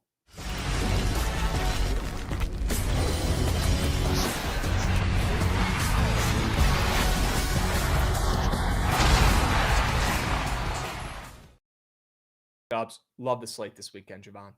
Love the slate this weekend. I think it'll be a quality over quantity type weekend for me, but I got some plays I really like, and I'm sure you do as well. You need to be burned. What? It's not even the fact that the slate's good, but after calling the last couple weeks horrid slates, even the slate of year, you called that a shit slate, but this slate is what gets it moving. Back-to-back shit slates this weekend. We are blessed with a great slate. I cannot wait for these nasty games. I need the criteria. I need the criteria for a good slate. Best slate of the year this weekend. Just watch. Wait till the games play out. Best slate of the year. in college football and the NFL. So, yeah, Jovan, let's go ahead and get right into it, my man. Cannot wait to talk about some of these winners. Okay. Let's start out with the Oklahoma and Texas under. Let's start out with some snooze fest here, folks. Okay. Jovan, rumor has it the GOAT is back for Oklahoma. Mateer, I guess that Chipotle employee was right. He might have been onto something, and he did hear some correct news. Imagine telling a Chipotle employee, you must love Chipotle a lot if you're filling in a Chipotle employee about your injury designation. But I probably would too if I was Mateer, because I'm a big Chipotle guy as well. He told the guy I'm playing this week. It turns out he probably is. And I certainly do like Texas in this spot. But again, I've seen this movie before. Texas might as well be the Yankees, where they never come through and win games, and they're always getting line respect, and they're always sharp, and they just never come through. And Archie's very sketchy. So instead of taking the +1.5 here, which I certainly do lean, fading Mateer coming back from his injury, right? I always love fading star QBs coming back from an injury in their first game back. I lean that way. Okay, hook them. But I prefer to just fade both offenses here. Jovan, let's not forget what both these teams are built on, and that's defense. Got a lot of guys on both sides of the ball. Got a lot of guys on defense on both teams, who are going to be playing on Sundays. On both these squads, especially Texas. But Oklahoma, that Venables defense, they're no slouch. They're no joke. And everybody's expecting fireworks between Arch and between Mateer in this game, Jovan. I'm just not seeing it. And the total in this game has dropped a ton. It opened up in the 50s. Now it's down to 44.5 with the news of Mateer back in this game. So that's crazy to me. This smells like a nasty, stinky, plug your nose. Don't tune into this game. Don't have it on your main TV. Have it on a side TV, because this game is going to be like Ohio State, Texas to open up the season. It's going to be a punt fest. Okay. Shout out Tress Way and Oklahoma Sooner himself. It's going to be a punt off in this game. Yep. Cash the way you snuck Tress Way in here. Fuck yeah, I did. My goat. Just a masterclass. My goat. Also, Jaden Daniels said to wear black on Monday Night Football. I'll have to break out the Tress Way jersey sent from the goat himself. The all black Tress Way jersey. Yep. How about it? Give me the under in this game, Jovan. I'm going to fade the offenses. I do like Texas, but I'd rather just fade both these offenses in a big-time game, biggest game of the season for both these squads. And both teams have had a lot of big games, but at this point, neutral site as well, which I love taking unders in neutral site games. This is a Cotton Bowl game, right? Correct me if I'm wrong. Yeah, neutral site technically. Go ahead and give me the under. Let's fade Oklahoma's offense that, Jovan, they looked just fine last week, putting up a 44-burg against Kent State. Now they get their QB back. People are going to be expecting fireworks. I'm just not seeing them. I'm seeing a nasty, contrarian, sticky under that's going to hit. Guys, take the under in big-time games, and you're cashing 6+ times out of 10. It's not that hard. Okay? Sure. Boston Sports Store coming in, dropping a resub as well. Jovan there, Boston Sports Store getting involved. Yep. Let's go. Yep. My Apple Watch is telling me to stand up. Boy, do I have fucking something to tell you, Apple Watch. We got a lot of plays to get to today. I don't have time to stand up. Okay? Let's move. Let's groove. Godsynth. Yep. Cannot agree more, my man. Jovan. Fading Pitt. I love to see that after a big game. Let's go, dude. Yes. Very cute performance by Mason Heinschel, the true freshman coming in for Pitt, dominating Boston College. And I mean, that was just an absolute baffling game that they beat the shit out of them that bad. I guess we'll talk about the other side of that in a little bit, but looked fantastic, put up 40+ points in a dominant effort. Now you get to go on the road against an FSU defense that, despite how that game turned out as far as a whole side goes, with FSU losing and not covering the game, they kept that game close when it really had no business being close, which was a big switch up from what we saw the FSU defense do against Virginia, where they looked like an absolute shell of themselves. They weren't getting pressure. The DBs were getting cooked. I mean, the run defense wasn't even great against a not really a good rushing offense either. But it looked a little different against Miami. And I think that's the truer version of the FSU defense. And against a freshman quarterback, I think he's going to have a hell of a hard time navigating the pocket. Because if you look at how that game went against Boston College, despite how dominant they were, he had pressure in his face a lot, and he navigated it very well as far as like he's making plays, bouncing in and out the pocket, making throws on the run. There were some situations that he should not have gotten out of that he somehow did, because the Boston College defense is just that bad right now, especially the front seven. Have fun doing that against FSU's front seven in Tallahassee. That ain't happening. Jovan, love this play. Let's fade this new QB after one good game, huh? Let's fade him. Let's fade him after 4 touchdowns, I believe, through the air. We'll talk more about him and this Pitt team in a little bit. Okay? W Hook. Let's move on. Talk about my least favorite part of the weekend previews, Jovan. Let's talk about the overs. Ugh. Gross, man. Hate these plays, man. Hate these plays and hate this part. Shootouts. Fun games. Golly. I do have an over that I like, though, Jovan. Air Force and UNLV. Jovan, I don't know what it is, man, but this UNLV team, they might have the horseshoe up the ass in the Big 2-5. They just find ways to win. They get it done. Hey, they do have Calandria, former UVA kid. Smartest move he made was not committing to UVA. He was leaving that school and going out to Vegas and playing QB for this squad that's now still undefeated. Great coach, great offense, great running back. Some pretty good receivers as well. And Calandria, very good with the deep ball, which is a recipe for disaster, Jovan, for Air Force. You just saw with Blake Horvath and co. Blake Horvath, the guy who can't throw in a Navy offense that doesn't throw much. They're pretty good, by the way. But that's what people say, and that's, relatively accurate. Right? This is still a Navy offense that runs the ball a ton. I mean, they look like it looked like a fucking Bills and Ravens game in that game last week, Air Force and Navy.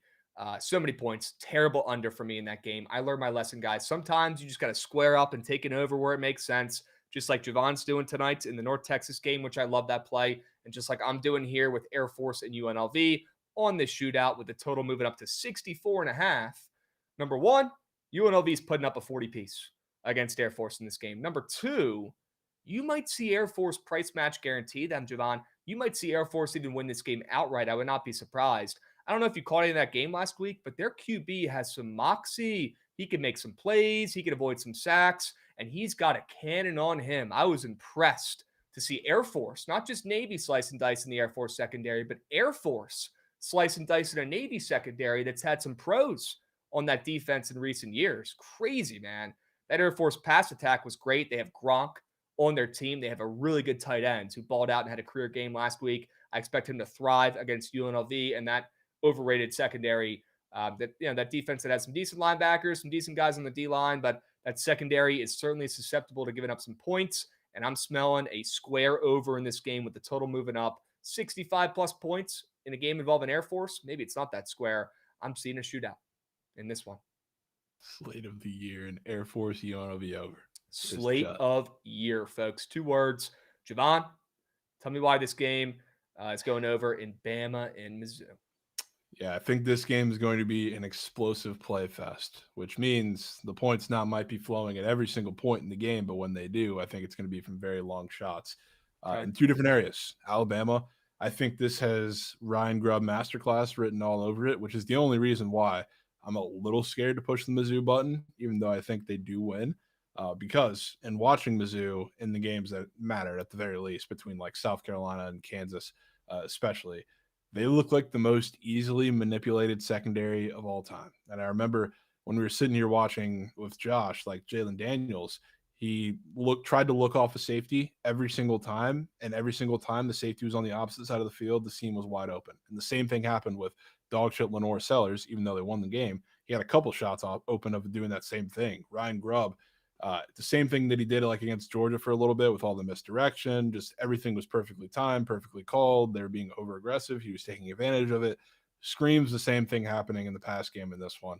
And on the other side, I think Alabama's run defense is really bad, really, really bad. And we haven't had a chance to really see it yet because they haven't faced many explosive run offenses. Like the best by the numbers, like rushing attack they've faced so far this year is Florida State, and Florida State, they're more of a power run game, but with their actual running backs, and I guess Castellanos kind of too. But like the one shred of offense that Vandy had last week was that 65-yard Cedric Alexander touchdown. Like Georgia probably would have done a lot more if they weren't going with Cass Jones inside reads and the biggest plays of the game. So like now that you have Ahmad Hardy, I think he's going to tear them to shreds as well. So like I think between Ahmad Hardy long runs, I can't pick a Bama wide receiver in this game for the death of me, so I'm not going to try, but between Ryan Williams, if he can catch the ball, Jeremy Bernard, even maybe a big Horton catch, I think this game has explosives written all over it. All right. I can see it. Would you consider this over square? Or do you think people are backing Bama's defense to show up and stifle Mizzou? I don't know. What are your thoughts there? I don't know either. I don't know, because like Bama, between like in their last 2 big games against Georgia, and I guess the FSU game also did too. I don't remember that number off the top of my head, but at least the Georgia Vandy games both soared under. Yep. So, I mean, now you're getting a third crack at it against, some could argue, the best offense out of all three of them, and I would definitely say so, but not too sure. I certainly wouldn't say it's square. Maybe it's not the sharpest in all the land with these two offenses and stud QBs, but it's certainly not a square play. And I'm excited to see these two QBs. A guy, Ty Simpson, who I was gassing up all offseason, who's turned out to be maybe one of the best pure passers in college football. So you got that on your sides. And this Bookit on Mizzou is no slouch as well. Hilarious that Penn State let him go. And turns out he's significantly better than the QB they have right now. So hilarious, best Penn State move of all time. Can never be my school doing something like that. Cough, cough, Hendon Hooker. Walk and go to Tennessee and be the best QB ever. Okay. Yeah, W plays. W overs. Let's keep moving and grooving here. We got to pick up the tempo and pace a hair. Goots, they're calling for you in the chat. Holy Howitzers has something to say. Curious to hear what that is. Let's swing it around here, Goots. Let's go talk about our next category here, and that would be some blowouts. Well, looks like I'm taking 2 plays. In the Michigan State game, we've got an Untitled Chapter in the Michigan State game with the under in UCLA and Michigan State, which I certainly like, but I like the -7.5 even more. Jovan, legally obligated to fade UCLA, to fade Nico, coming off that legacy performance where they're literally lifting up their coach, who called games, called plays for the first time in his coaching career. The guy literally did not know how to use the headset and the buttons on the thing, and they still found a way to win that game, which tells me, respectfully, a little fluky and might have been just more on Penn State and Nico having a great game than it was on coach calling the plays. Did a good job, but let's not overreact here. It's one game. They put up a 42 piece, very impressive, but I'm ready to fade with the under for the auto tail, and I'm ready to fade with the -7.5 here and taking Sparty coming off of back-to-back losses, Jovan, by 10 plus points to 2 solid teams in USC and Nebraska. This team is battle tested with their schedule. They played some pretty solid games the last 2 weeks. UCLA is still riding that high off of their greatest upset, probably in our lifetime, Jovan, on the gridiron, to be honest with you here, after that win against Penn State as plus 24.5 point favorites. Guys, if you fade teams coming off of upsets against ranked opponents when they're getting plus 24.5 points as a dog, you fade that team, you're making coins 9 times out of 10 the next week. And here's another spot for you. Take Sparty. They suck, but at least they have a decent QB, Jovan, in Aiden Childs, who I can at least trust a hair to go out there and do enough and move the rock against this terrible UCLA defense. They're going to put up a couple points, maybe not enough to cash the over in this game, but enough to cover the -7.5. I think that Sparty defense shows up after 2 games against 2 really good offenses in Nebraska and USC. Against Nico, much more inferior opponent here, and that Michigan State defense is going to look pretty good in this game and hold them to less than 17 points at the minimum. Sure. Okay. And on that, okay. I'll take you to the Owls of FAU Krabs, which they've been, I guess, like waiting for a little bit of a just let it all hang game, because they've played some slower teams, some better teams. Like last week, played against Rice, who's like the new option team that plays super slow. And even though they won, and I think they covered, didn't really get to have as many possessions or plays they want. They played Memphis right before that, W. Berg. Which they put up points and didn't really matter because they gave up fucking 60. So like they played Maryland early in the season too. But I think this is like the let it all out game for Veltkamp and Houston Messer, where they just throw for 1 billion yards against an awful coach Trent Dilfer team. That the only like downfall, I guess, of this offense so far is the fact that Caden Veltkamp can't stop throwing the ball to the other team sometimes, which UAB has 1 pick on the season. And funny enough, it's to Joey Aguilar of all people, but they don't generate very many turnovers. The defense is very bad. So if there's any game for them to get right, which they haven't really been that bad, they've just played better teams, I think it's this one where they have their best offensive output of the year against a team who gave up 42 points to FCS Alabama State. Can't forget that. Okay. Like this play from you. Taking a nasty favorite. Could be a really good parlay piece as well. Both these plays are pretty good looking parlay pieces, Chad. If you're looking to craft up some sort of greaser for the weekend, keep these plays in mind. And yes, I want to remind you guys, coin leans right after BTL on the Bookit Sports YouTube, not Twitch, YouTube. If you guys are not subbed up to the YouTube, what are you doing? Sub up, get ready for the coin toss right after BTL today. Cannot wait to put that on the TV, make a little snack, and watch the coin toss right after BTL today. A Friday tradition. Okay. Chad, you guys aren't working anymore. It's Friday afternoon at this point. Get ready for some coin toss. We got plenty of content for you guys today. Come on, I know how Fridays work for you corp folk. Nobody's doing any work today, and that's okay. You're here with us. Appreciate you guys. All right, stick around. Plenty of content for you guys today. Also a long weekend, too. Apparently, people have off work on Monday. Good. What's going on Monday? Columbus Day or something? Yeah, but it's not Columbus Day anymore, dudes. Careful. Also, new guys, Jordan and Rob, they're doing their call-in show. I think that's starting at like 2:30, 3 o'clock. Wow. On their YouTube page, Home by 3. So okay, that'll probably be funny. Their call-in show, just random guys calling in. Cool. So yeah, that as well. You can call in, Sounds good. Yeah, might just call in. Bitch about the cake hockey plays yesterday. Okay. Hey, he did say the Canadians were winning yesterday. He sure did. We had Jordan on the stream. He's 1-0 on the stream. Yeah. 1-0. Never come on again. Back again 100%. Next week, okay? Goots, if you don't mind, could you drop sure can. Not only our YouTube link, but can you drop their YouTube link in the chat so people can sub up and get involved? Because there's probably a lot of people in here who aren't hip. They probably haven't subbed up yet to the boys over there with Heat Daddy and Jordan Smoltz, who are now Bookit guys. Good to have them on boards and cannot wait to see their content going forward. Make sure you guys sub up over there. It's free to sub. Get involved. It's free to sub. It helps us more than you know. Sub up to those boys' channel. Okay? All right. Let's move. Let's groove, Jovan. Enough talking about favorites, man. It's giving me the EBGBs. Can we talk about some dogs? Dogs? Zachary Miller. What, do you live under a rock, man? What are you, Patrick Starr? He says, where's the no shirt, bro? Well, Saquon didn't have 3 catches. And he said, did Sam Houston cover? You know what? Zachary Miller, they should have won outright, man. They should have won outright. Man, I lost sleep over that last night. Thought I could get it all.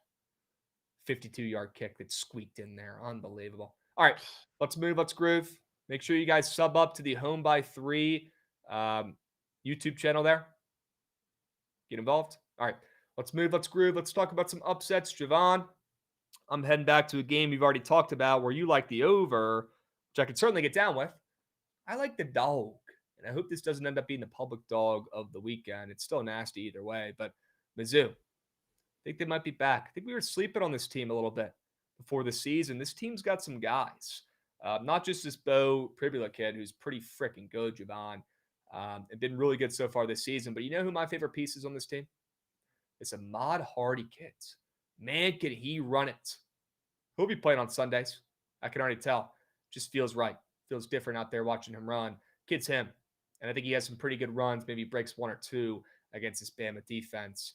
It's given up a couple big runs so far this season. But even if he can't break through that Bama D-line with a lot of NFL guys on there, I feel pretty good about Bo going out there and keeping this game close within a field goal here at home. Biggest game for Mizzou since they were in the playoff hunt, right, a couple years ago. And tough place to play as well. You wouldn't expect it, but that place is going to be loud. This is their Super Bowl with Bama coming into town. I'll take the points here, and I'll fade Alabama when everybody's starting to hop back on the Alabama bandwagon, Jovan, as they probably should. After a couple big wins, 4 straight wins in a row, big-time win against Vandy, late cover, last second against Vandy. You guys, if you had a Bama ticket, go buy a lottery ticket because they ran up the score, and that one was personal. It's because Diego Pavia talked so much shit. They were not going to give up and need that ball. And then a big win against Georgia the week before that. A big win against Wisconsin is not very good, but still a very good win. They took care of business. They beat ULM 73-0 the week before that. So after Bama lost to Florida State, Jovan, they're playing pretty darn well, to say the least. And Ty Simpson is good. Okay, those are 2 things I know. Smells like a perfect time to fade the Bama bandwagon when everybody's hopping back on. I'll take my chances with a sneaky dog here at home in Mizzou, a team that's coming off a bye, which I love backing teams in conference games coming off a bye. You get 2 weeks to prep for this game while Bama's still tired and aching from that big-time game last week against Vandy that simply meant more. They better left it all out there on the field against Diego Pavia in that revenge game. Perfect sell high spot for Bama. They just left it all out there on the field against Vandy. Now they got to go play a really tough opponent in Mizzou that I think catches them sleeping. Give me Bo, give me Hardy, and give me Yale and Joshy's Mizzou Tigers to get it done this weekend. I think they went outright, but I'll take the field goal. Let's go. Okay. Yeah. I'll get you ready for a nasty one in Champaign, Krabs. Like it. One that's getting written off because I think had the Indiana game not happened, this would be a little trickier, at least viewed as a little trickier of a spot, especially with what the preseason expectations were from a lot of people for Illinois than it is right now. And I think the one thing you can say about Illinois, I think by far this is the best offense that Ohio State's faced all year, which their defense has been dominant, and I give them credit for that. Illinois is not Texas. Illinois is not even Washington, for that matter, and it certainly isn't all the fucking dog shit ones they've faced out of conference. And a Minnesota team also that's banged up and had a Darius Taylor on one leg pretty much for the entirety of that game. Altmaier's going to sling it, and he's going to have to do it pretty quick because the offensive line is not great. So there's a lot of squares. I think you can take advantage of that, but that's a conversation for a later date. I think this offense is going to show. This is going to be one of those games where there seems to be one of these road games every year, even a home game. I think there was one last year where we look at 12:30 up on the slate, and it's like, holy shit, Ohio State's tied with this team at halftime or losing at halftime. This feels like the one. After you wrote them off after what they did against Indiana, god-awful game, horrid game where they gave up a shit ton of shots downfield. Ohio State hasn't been able to consistently do that all year, and they've been given ample opportunity to do so. Jeremiah Smith is fantastic. Carnell Tate is fantastic. The fact that the offense hasn't done that at a consistent level all year so far when they've had 75 different chances against much worse defenses outside of maybe Texas, it's concerning to me. So like at a game script like this where I think you're going to need to do it a little more often just because those are the looks that the defense is going to be giving you, I have my questions. It's like going to Champaign now where this is realistically outside of Michigan, this is the trickiest spot left on the road by far for Ohio State. I think this is where you look up and it's a tricky game where the first time all year, Ohio State's defense looks a little human. Altmaier has a good game. Khalil Valentine, too, sneaky. They have a billion running backs out there, and they're all like big physical guys. Khalil Valentine's been coming on as the guy now, and he's like a shiftier guy with better vision. He's probably going to get a dump off or two. That's a square that's up, but I think they're going to make this really interesting. So do I. Love that you're on the Fighting Illini, and you might be on an island alone on that one. Have not seen many Illinois events. I haven't seen one. It's all Ohio State running through them per usual, and especially, again, after people have short memory of the Illinois-Indiana game, rightfully so. It'll be a little different. All right. We got PN Lee saying Illinois ain't scoring over 14. They haven't even opened the playbook up for saying either. Well, Ohio State should be free then. Go and lock it in. Yeah, their team total's 17.5, which I don't think they've given up all year. Oh, man. All right. Bless his heart, Jovan. Let's move. Let's groove. W upsets here. Why don't we talk about some meat? 2 words. Meat. No way. No way, dudes. Yeah? Yeah. Now, is this one just personal? Is this one a little PTSD, getting a lick back for that conference championship game that I could tell? Personal for who? Dagger to the heart. We were there for that one. Yeah. Okay. I want to hear your sell job here. We're going to get right to it. I want to hear why the Frogs are winning this game. Sure. The last time is TCU beat Kansas State? It's been a while. At Kansas State, I guess. It was a year before that. It's been a house of horrors for them in Manhattan for years now. Last time they did, it was 2017 when Kenny Hill was the starting quarterback in that game, and the Frogs were top 10. So it's been the same story for almost a decade now. Every time they go to Manhattan, including I'll never forget this because this was the maybe only anti-TCU full squad ride that we were both in on. Was the first game that Josh Hoover played on the road 2 years ago was at Kansas State, and they lost that game 41-3. It was easily the worst game. That's the only game Josh Hoover started in his career at TCU in these 2.5 years now, where he threw for under 200 yards. So that was it's a house of horrors for him. It's a house of horrors for TCU as a whole, which is why the line is short. The time to get cute with Kansas State and the time to back them in a sharp spot was last week, where they got a lot of respect for what reason I don't know on the road at Baylor, +6.5 down to +4.5. And what do you know? They should have won that game outright, but they covered and lost by 1 on that game-winning field goal. Now, Dylan Edwards not playing, which I think is a huge deal, not just because he's good, but if you've noticed, since he's come back and been in the fold, that's opened up the run game for Avery Johnson because he's had 70-plus yards in both games. TCU, the best part of their defense is the fact that they can let their secondary this year on an island with anybody not named Jordan Tyson. And they've been a little banged up, and they were a little banged up in that game, but that's the only wide receiver. Kansas State has no playmakers. They're going to be able to load the box, which is a field day for Andy Avalos. He's going to send all these exotic pressures, so he is licking his chops at getting everything on Avery Johnson. I don't need to tell you or tell anybody else how bad Avery Johnson is as a quarterback, even though he had a somewhat decent game against Baylor. A lot of that was because Baylor plays the complete opposite style of defense Aranda does compared to this TCU defense. So I think not only is Avery Johnson going to look pretty poor in a lot of this game and not going to be able to scramble as much as I guess they would want him to, or the offense needs him to succeed, but Josh Hoover, after a bad game, frankly, 2 bad games. Hoover didn't play well against Colorado, definitely didn't play well, even though he's handcuffed a little bit against Arizona State. He had nobody to throw to. McAllister's fine. Manjak's coming on. Dwyer's going to be in there on the outside. This is perfect. And they're not going to need the run game. They don't really use the run game too much anyway, but this Kansas State secondary is dog meat. And now that you have McAllister back and healthy and getting snaps, all reports are good this week. He played like half the game last week and scored 2 touchdowns in classic fashion. They're about to run it up on these boys. I think this is the fakest sharp play of the weekend on Kansas State. Wow.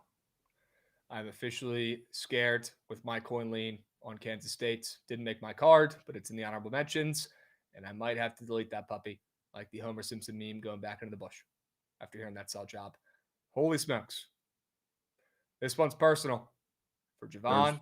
Three lickback games that are a part of this schedule. The first one was SMU. They were not losing that game. Second one is this game. They're not losing this game. And the third one's Baylor.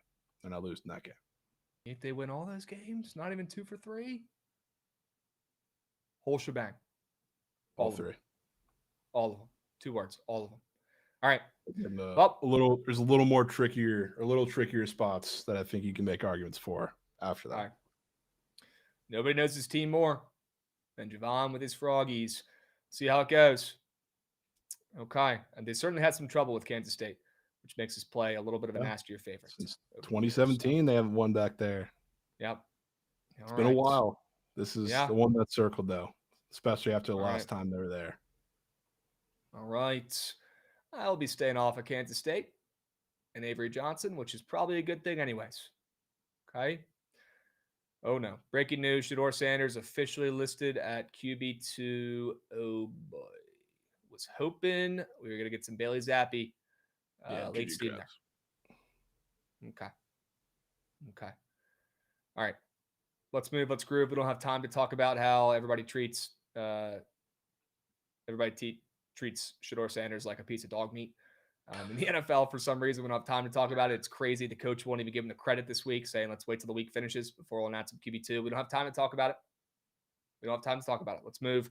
Let's groove. Jovan. Nastiest play of the weekend.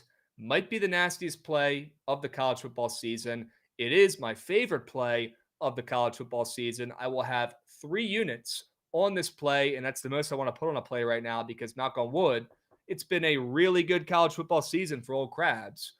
So far, we are up copious units, and we're going to keep it that way after this weekend. If I was down units this season, I'd make this a 5-unit whale, but we'll keep it at 3. No need to get crazy, Jovan. 2 words, late night beef. Late night beef, just like Curdy Flirty say in the chat, I like beaver. Oi, could not agree more, Curdy Flirty. Yep, could not have said it better myself. Late night beef. Although in this case, afternoon beef. Some afternoon delight beef. Rare. Okay. That could be the difference. Rare. And Wake Forest coming off a big-time win against my Hokies, Jovan. You want to talk about personal with TCU against Kansas State? I'll get personal myself. A little revenge fade here. Fading Robbie Ashford, who is a terrible quarterback. He's lucky our defense is even worse after his win that he's going to get, his big win this season on the road against Virginia Tech. And by the way, you, me, Goots could go out there and probably beat Virginia Tech at this point with that depleted roster. They stink. Their defense is atrocious. And Robbie Ashford just absolutely sliced and diced us up. Anybody could have done that. A baby could have done that. I'm not really taking much into it, to be honest with you.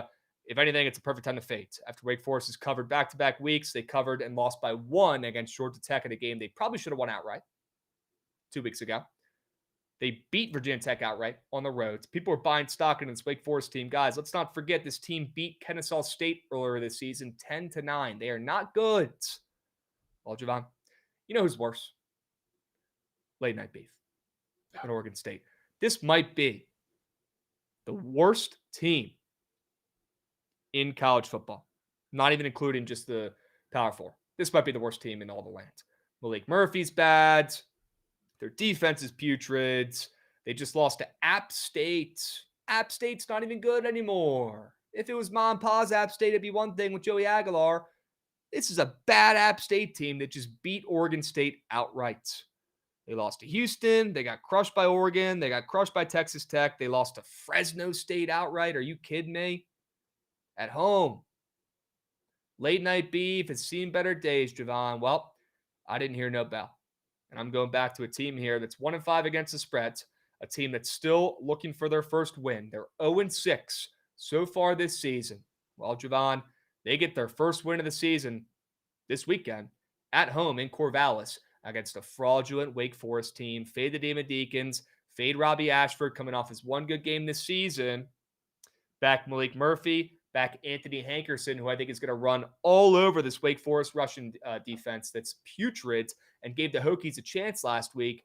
Kyron Drones looked the best he has on the ground all season against Wake Forest's D-line. We saw if our running back didn't get hurt, Terrion Stewart, if the Hokies running back didn't get hurt last week, we probably would have won that game. He got hurt. He was playing great until he did.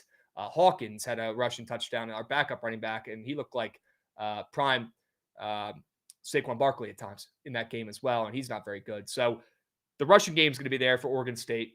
We don't need Malik Murphy to do a ton, which is good because when he does a ton, bad things happen. Feed the ball to Anthony Hankerson, who's decent, at least enough, to at least thrive against this Wake Forest rushing attack that's bad. And this looks like the sharpest, nastiest line of the weekend. Spread open up at 6.5, down to 3, down to 2.5 some places. Grab it while it's hot, folks. Grab it while you can still get a field goal because this puppy is going to close plus 2.5. 2 words, late night beef. Late night beef. Late night beef. I'm in. Okay? Nasty. 3-unit play. Beef. Shit's hitting. Some beef. Shit's hitting. Beef. Beef. Fraudulent, a little harsh for my Deeks. Should be 4-1. They do not pass the eye test. And they've played some really bad opponents. Their strength of schedule is a joke. Joke. Really bad. Joke.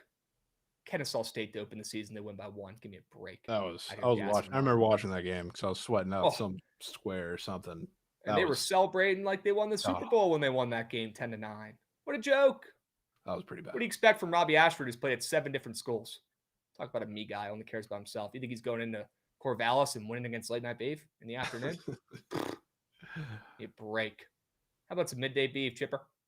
Get involved. A little midday beef never hurt nobody. Midday Not beef. going to hurt us this weekend. That's for sure. That's for sure. All right, we have to power through. I'm talking 1 or 2 liners about these squares, Jovan, so we can spend plenty of time on the NFL here. Cannot be late. We've got Coin Toss right after this on the Bookit Sports YouTube. Let's get to my squares here, Gucci. Dust them off. And I didn't hear no bell. Yep. I did not hear no bell, Jovan. I got one more in me. If he throws a pick this week, I'll ban him. But, Jovan, it makes football sense as well. Okay, number 1, chat, go look at the chart. That doesn't make any football sense. This is actually the nastiest square up on Prize Picks that I've seen probably all college football season. I've never seen a greener pick chart in my life, and I'm a pick chart specialist. Okay? By the way, there's a lot of weird pick charts both in college football and NFL this weekend. Maybe the weirdest selection of pick squares I've ever seen. Might have to lock in a pick lineup for this weekend, which is something no one's ever even thought about or said ever. So we might have to circle back to that and send a 6-man pick lineup. But let's go over the squares here first. Kevin Jennings has thrown 1 million picks this season, Jovan. Luckily, he's facing a Stanford defense here, the Cardinal, that's only gotten 1 pick so far this season. This team has nubs for hands out there. And the game script is perfect for Kevin Jennings in a beatdown spot for SMU, Jovan, in a game they should be getting some of their anger out for some shit play so far this season, a game they should be up in very early, a game where Jennings shouldn't even be playing the 4th quarter of this game because they're up so much.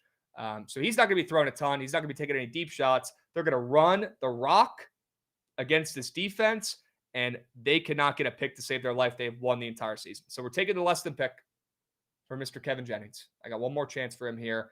And then you talked about fading that Pitt offense after a splooge fest in that game last week against Boston College. Well, Jovan, that Boston College defense is just actually that bad. They might be the worst defense I've ever seen and ever laid eyes on. This is a much different test against Florida State, who, sure, they blew it last week. Sure, they've lost 2 in a row, Jovan. But this Florida State defense was not the issue last week. This Florida State defense is not what cost them that game against Miami. They actually played pretty decent and gave Miami their toughest test of the season so far. That Florida State defense is decent. and they're going to be more than decent this weekend. Pissed off after back-to-back losses at home against Pitt and a new QB who's coming off of 4 passing touchdowns. The perfect spot to fade this new pick QB. Take the less than 1.5 passing tutties. Jovan, let's go to your squares, my man. What are you cooking up over there? Keep it short and simple. Dylan Lonergan hasn't thrown a touchdown in 2 weeks. He got not benched, but they're down by 40 points and early in the second half against Pitt. He was god-awful. I think despite how good Clemson's defense looked against UNC, I think that's a UNC thing, and the Clemson defense is actually what we've seen against competent offenses. I think he bounces back in a big way, especially when, like we talked about, the BC defense is really bad, but it's also because they have literally, not over-exaggerating, they have 20 guys on the injury report from their defense, so he's probably going to have to sling it a little bit in this game. I don't think they're going to be able to run too much, and I think he's going to have a big game. Plus, when these fantasy scores are up after guys have horrid weeks, just like we saw with the Colorado State quarterback a week ago, they tend to go over, knock on wood. And he had under a single fantasy score point last week, and it's up. So he's probably throwing his first touchdown in 2 weeks, maybe multiple. Jesus. Then Ty Simpson talked about, I think there's going to be a lot of explosives through the air for Alabama. I put something in a couple days ago that was like his longest completion and Hardy's longest run. I think it's going to be a story of this game. So I think this is a grub masterclass. I think he has another good day. Ty Simpson does. And I think he's going to have to attack the secondary over the top, whether it's Williams, whether it's Bernard, whether it's really anybody. I think regardless of the game script for this game, when they do connect on plays, they're going to be very big plays. So I figured I'd just go with the yards. Well, yeah, when they're losing this game as well, they're going to need to pass it. Yeah, it's possible. Right? Okay. Great sell jobs, great squares. Chat, it's about that time to talk about the professionals. Enough talking about these college kids. Let's move on. Goots, run it. I want to see Tyreek Hill. I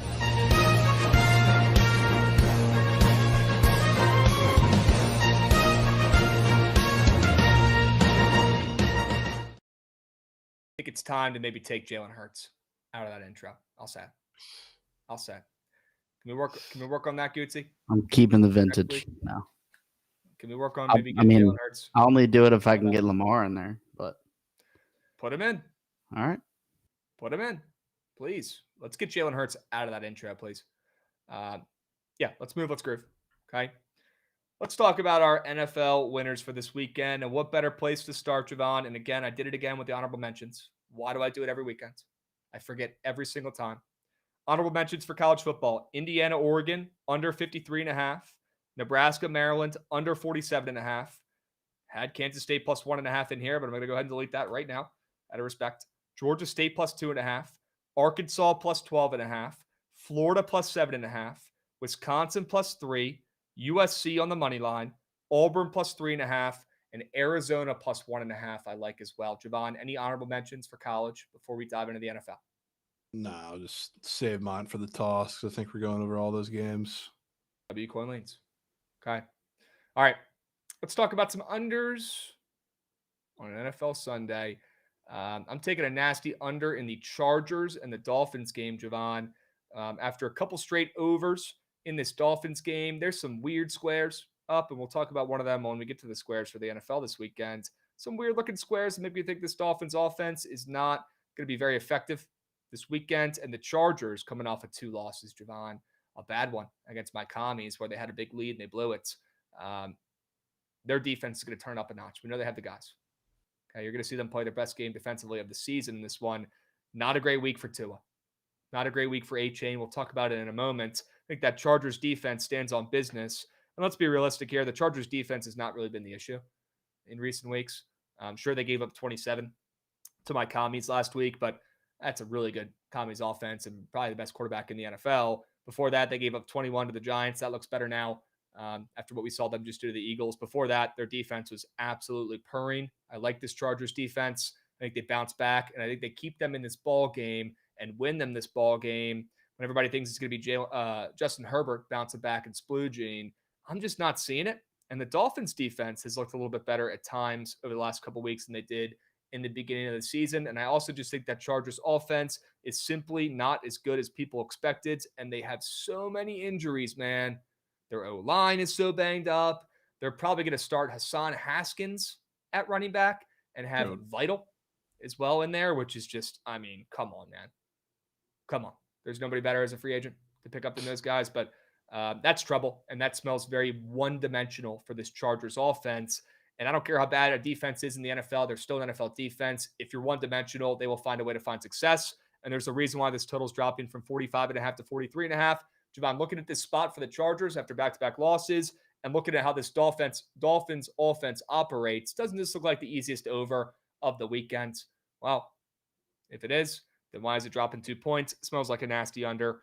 We'll talk about this game more in a moment. I want to hear about this under in Cincy and Green Bay. Yeah, nasty. Because this one, you got the Packers coming off a bye after that literal 80-point game, 40-40 tie against the Cowboys. And the Bengals game last week had, can't do quick math, what was it, 37-24? Oh, was that 60, 61 points? We know how just bad the Bengals defense is. And truthfully, like, their offense came to light in the second half of that game. And now you have Joe Flacco coming in, who's supposedly the savior of this offense. He's going to be so much better than Jake Browning, surely, and he's going to beat this Packers defense for the second time in a year, I'm sure. I think the one thing that Joe Flacco is going to do is he's going to take a little bit of the load off the defense as far as being in really bad field position 90% of the time and keeping them off the field for a little bit longer. I don't think he's just going to go in and drop 35 points on this Packers defense. And with the Packers offense coming off a bye, sure, they've looked great so far this year. I think they'll take a little rest over rest in this one. And I think this one will be slow. I think this will be a lot of Josh Jacobs in this one, a lot of Book of Chew, which is the classic Packers. When everybody wants them to score a billion points, what happens? Josh Jacobs gets the ball 25 times, and it's a slower game than a lot of people think. So I think this one sneaks under, finds a way. Sneaks under. That's when everybody wants some points. Love it. I love that the Packers defense has a game of film on Flacco from literally this season already. I love that. Well, I don't love it for Jamar Chase. I don't root for injuries, but he's sick. He might not even play this weekend, which, as square as that might be, that's huge for an under. Not having him out there potentially, or at least not being at his full strength. So W under, great sell job. I'm in on this one. And I do think the Bengals cover. Side note. All right. Let's move. Let's groove. Let's talk about some overs. I wish we could skip this part. I really do. I thought about pulling a joke here and saying, oh, well, my over is I have this team over this team, and that's what I'm taking for my over. But I thought you guys would get pissed. So I'm not going to do that. Instead, I'll give you an over that I do think is hitting. But again, I don't like overs. I don't like them at all. I don't like them here. I don't like them this week. I don't like them ever. Hate overs. Hate their guts. So I want to get that on records. And hopefully that helps jinx this play to fruition. And that's the Cowboys and Panthers over. 49.5, up from 46.5. This one's going to be a shootout. Would not be surprised if the Panthers win this game and stay hot. And if they do, they're now 500 and they've won 3 of their last 4 games. And everybody talking shit about Bryce Young is going to be pretty quiet. And what a great matchup for Bryce Young to continue staying hot here. Putting up some points against a Dallas defense that cannot stop a parked car. It's like watching Bradley Beal play defense. Lazy, no talent, no heart. That's what it's like watching the Cowboys defense. They just don't have the guys. The guys they have, they don't care. They're slow, they're lazy, they're me guys. And they don't have Micah Parsons to save them. And their secondary is dog shit, and Trevon Diggs is so overrated. This defense is not good. Panthers defense, they've been decent at times this season, but you know who else has been really decent, if not, honestly, elite, is Dak Prescott. Dak Prescott deserves more flowers, I'll say it. Dak Prescott has been unbelievable so far this season. If the Cowboys can find a way to get over 500 and make the playoffs, he probably should win MVP. Dak Prescott's stats have been unbelievable, and he's throwing at DoorDash drivers and milkmen. Okay, Jake Ferguson has turned into the best tight end in the NFL. George Pickens is great, obviously, and he's been thriving. But the other guys he's throwing to are nobodies, and he's making it work, and this offense has never been the problem. You know how I talked about at one point the Nats overs were just free at some points during the MLB season where their bullpen was just so bad. They could score, and they were a sneaky offense. The Cowboys are kind of like the Nats in football form here. The Cowboys are kind of like the Nats, where you never really want to be taking an under in a Cowboys game. Their defense is so bad, and their offense can keep up with anybody. So you take an over in a Cowboys game, you're hitting at 60% of the time, if not better. And here's another one for you with the total moving up to 49.5. Get it before it gets to that key 50, 50.5, 51 number here this weekend. You gonna fade the Rico Dowdle revenge game, or you gonna fade Diggs off of his revenge game? Which one? It's tough, man. I'd probably rather fade Diggs. He's much more of a me guy. Rico's still out there trying to prove and earn his keep. Right? Yeah, Great story. Right. Diggs is such a me guy, man. He's acting like he literally won a Super Bowl himself when he hasn't won a meaningful game in his entire career. He's posting meme accounts. They were talking shit about him, even though he deserves it and has played pretty bad the last couple seasons. Ultimate me guy in Diggs. That's what happens when you go to the University of Maryland. Well, he is a Maryland local, so I should be ragging on him too much. But him and his brother are me guys. Not a great example of what Maryland guys should be, like me and Goots. Okay, let's move. Let's groove.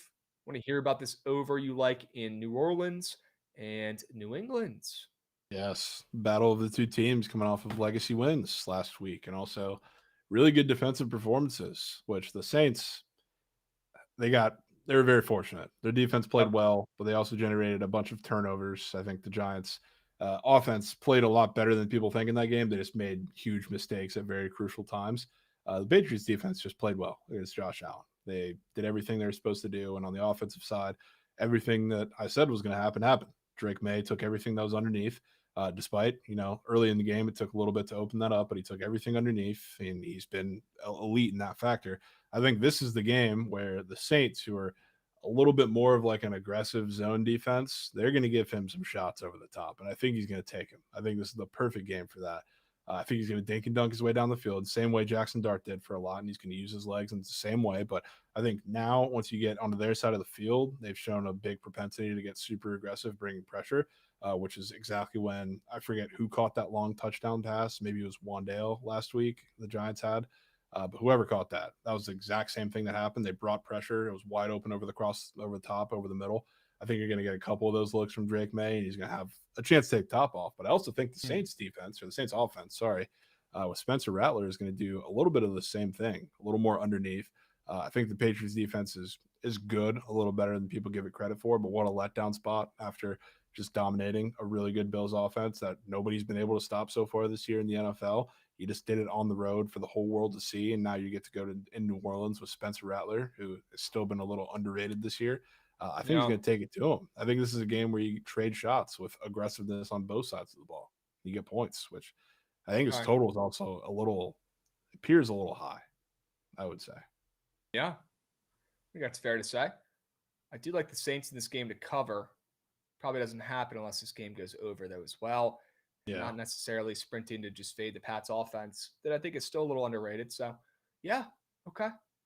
Scares me a little bit coming off that big win, but I think the Saints will push the tempo here and carry the weight, and the Pats are going to have to keep up. Yeah, I'm with you on that. All right. Let's move. Let's groove. Let's talk about the nasty favorites. Ugh, gross teams that are supposed to win. Let's talk about them. And I got one that nobody's going to want to bet this weekend. That's for sure. It looks like so do you. We'll get to the Raiders there in a moment. I love that play. How about the Chiefs? How about Patrick Mahomes? The Chiefs stink, right? They just lost to the Jags. They're 2-3 this season. Andy Reid's washed. Not enough help for Kansas City and Mahomes, right? Their defense is susceptible now. They just lost to Trevor Lawrence, who looked really good in that last game. This ain't mom and pop's Chiefs, right? Jovan, they still have Mahomes. They still have Andy Reid's. Travis Kelce looks reinvigorated after the new Taylor Swift album is dropped. And maybe all jokes aside, he's actually locking in for once this season. He talked about this offseason and said he feels bad. He has not been that locked in. I think maybe he's put his bullshit to the side here and he's given this one more run here to see if he can go out on top before he hangs it up and retires. So I like the Chiefs in the spot here, Jovan. And who the heck is going to want to take the Chiefs, who are 2-3 at this point, against the red-hot Lions, when all the people are starting to say, oh, the Lions are fine. They lost both their coordinators. Well, Jovan, I mean, who have the Lions played so far, man? They've played the Bears. That's the Bears. Come on, give me a break. They played the Ravens. Goots put the earmuffs on. The Ravens suck this year. They played the Browns. Browns suck. They're worse than the Ravens. And they played the Bengals, one of the worst teams in the NFL. And people are out here acting like it matters. 4-game win streak for the Lions. Me, Goots, and Jovan could go out there and beat those fucking teams, man. Those teams stink. Easiest strength of schedule ever. Let's not forget the one game they played against a real team this season, Jovan.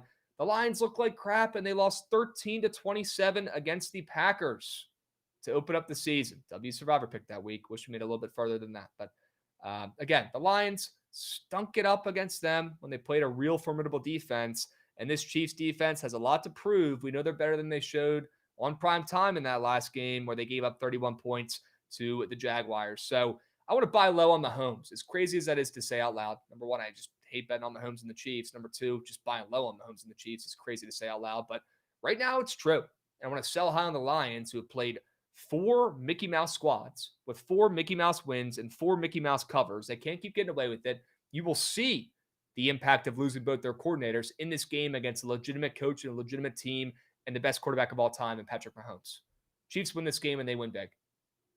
Yeah, I see it already now. They get a win to get back to 3-3, and the feeds all the Chiefs are heating up, and now they get Rashee Rice back this week. Yep. Scary for the league. See it happen already Sunday night. Huge. Oh, you know what, Jovan? Go ahead and chalk that one. Goots, go ahead and mark that one down as an L. We got Russell Samuel saying that's a loss. The Lions are going to win. Go ahead and chalk that one as an L in the recap, Gooch. Go ahead and mark it down now and save yourself some work later on. Shit. Okay?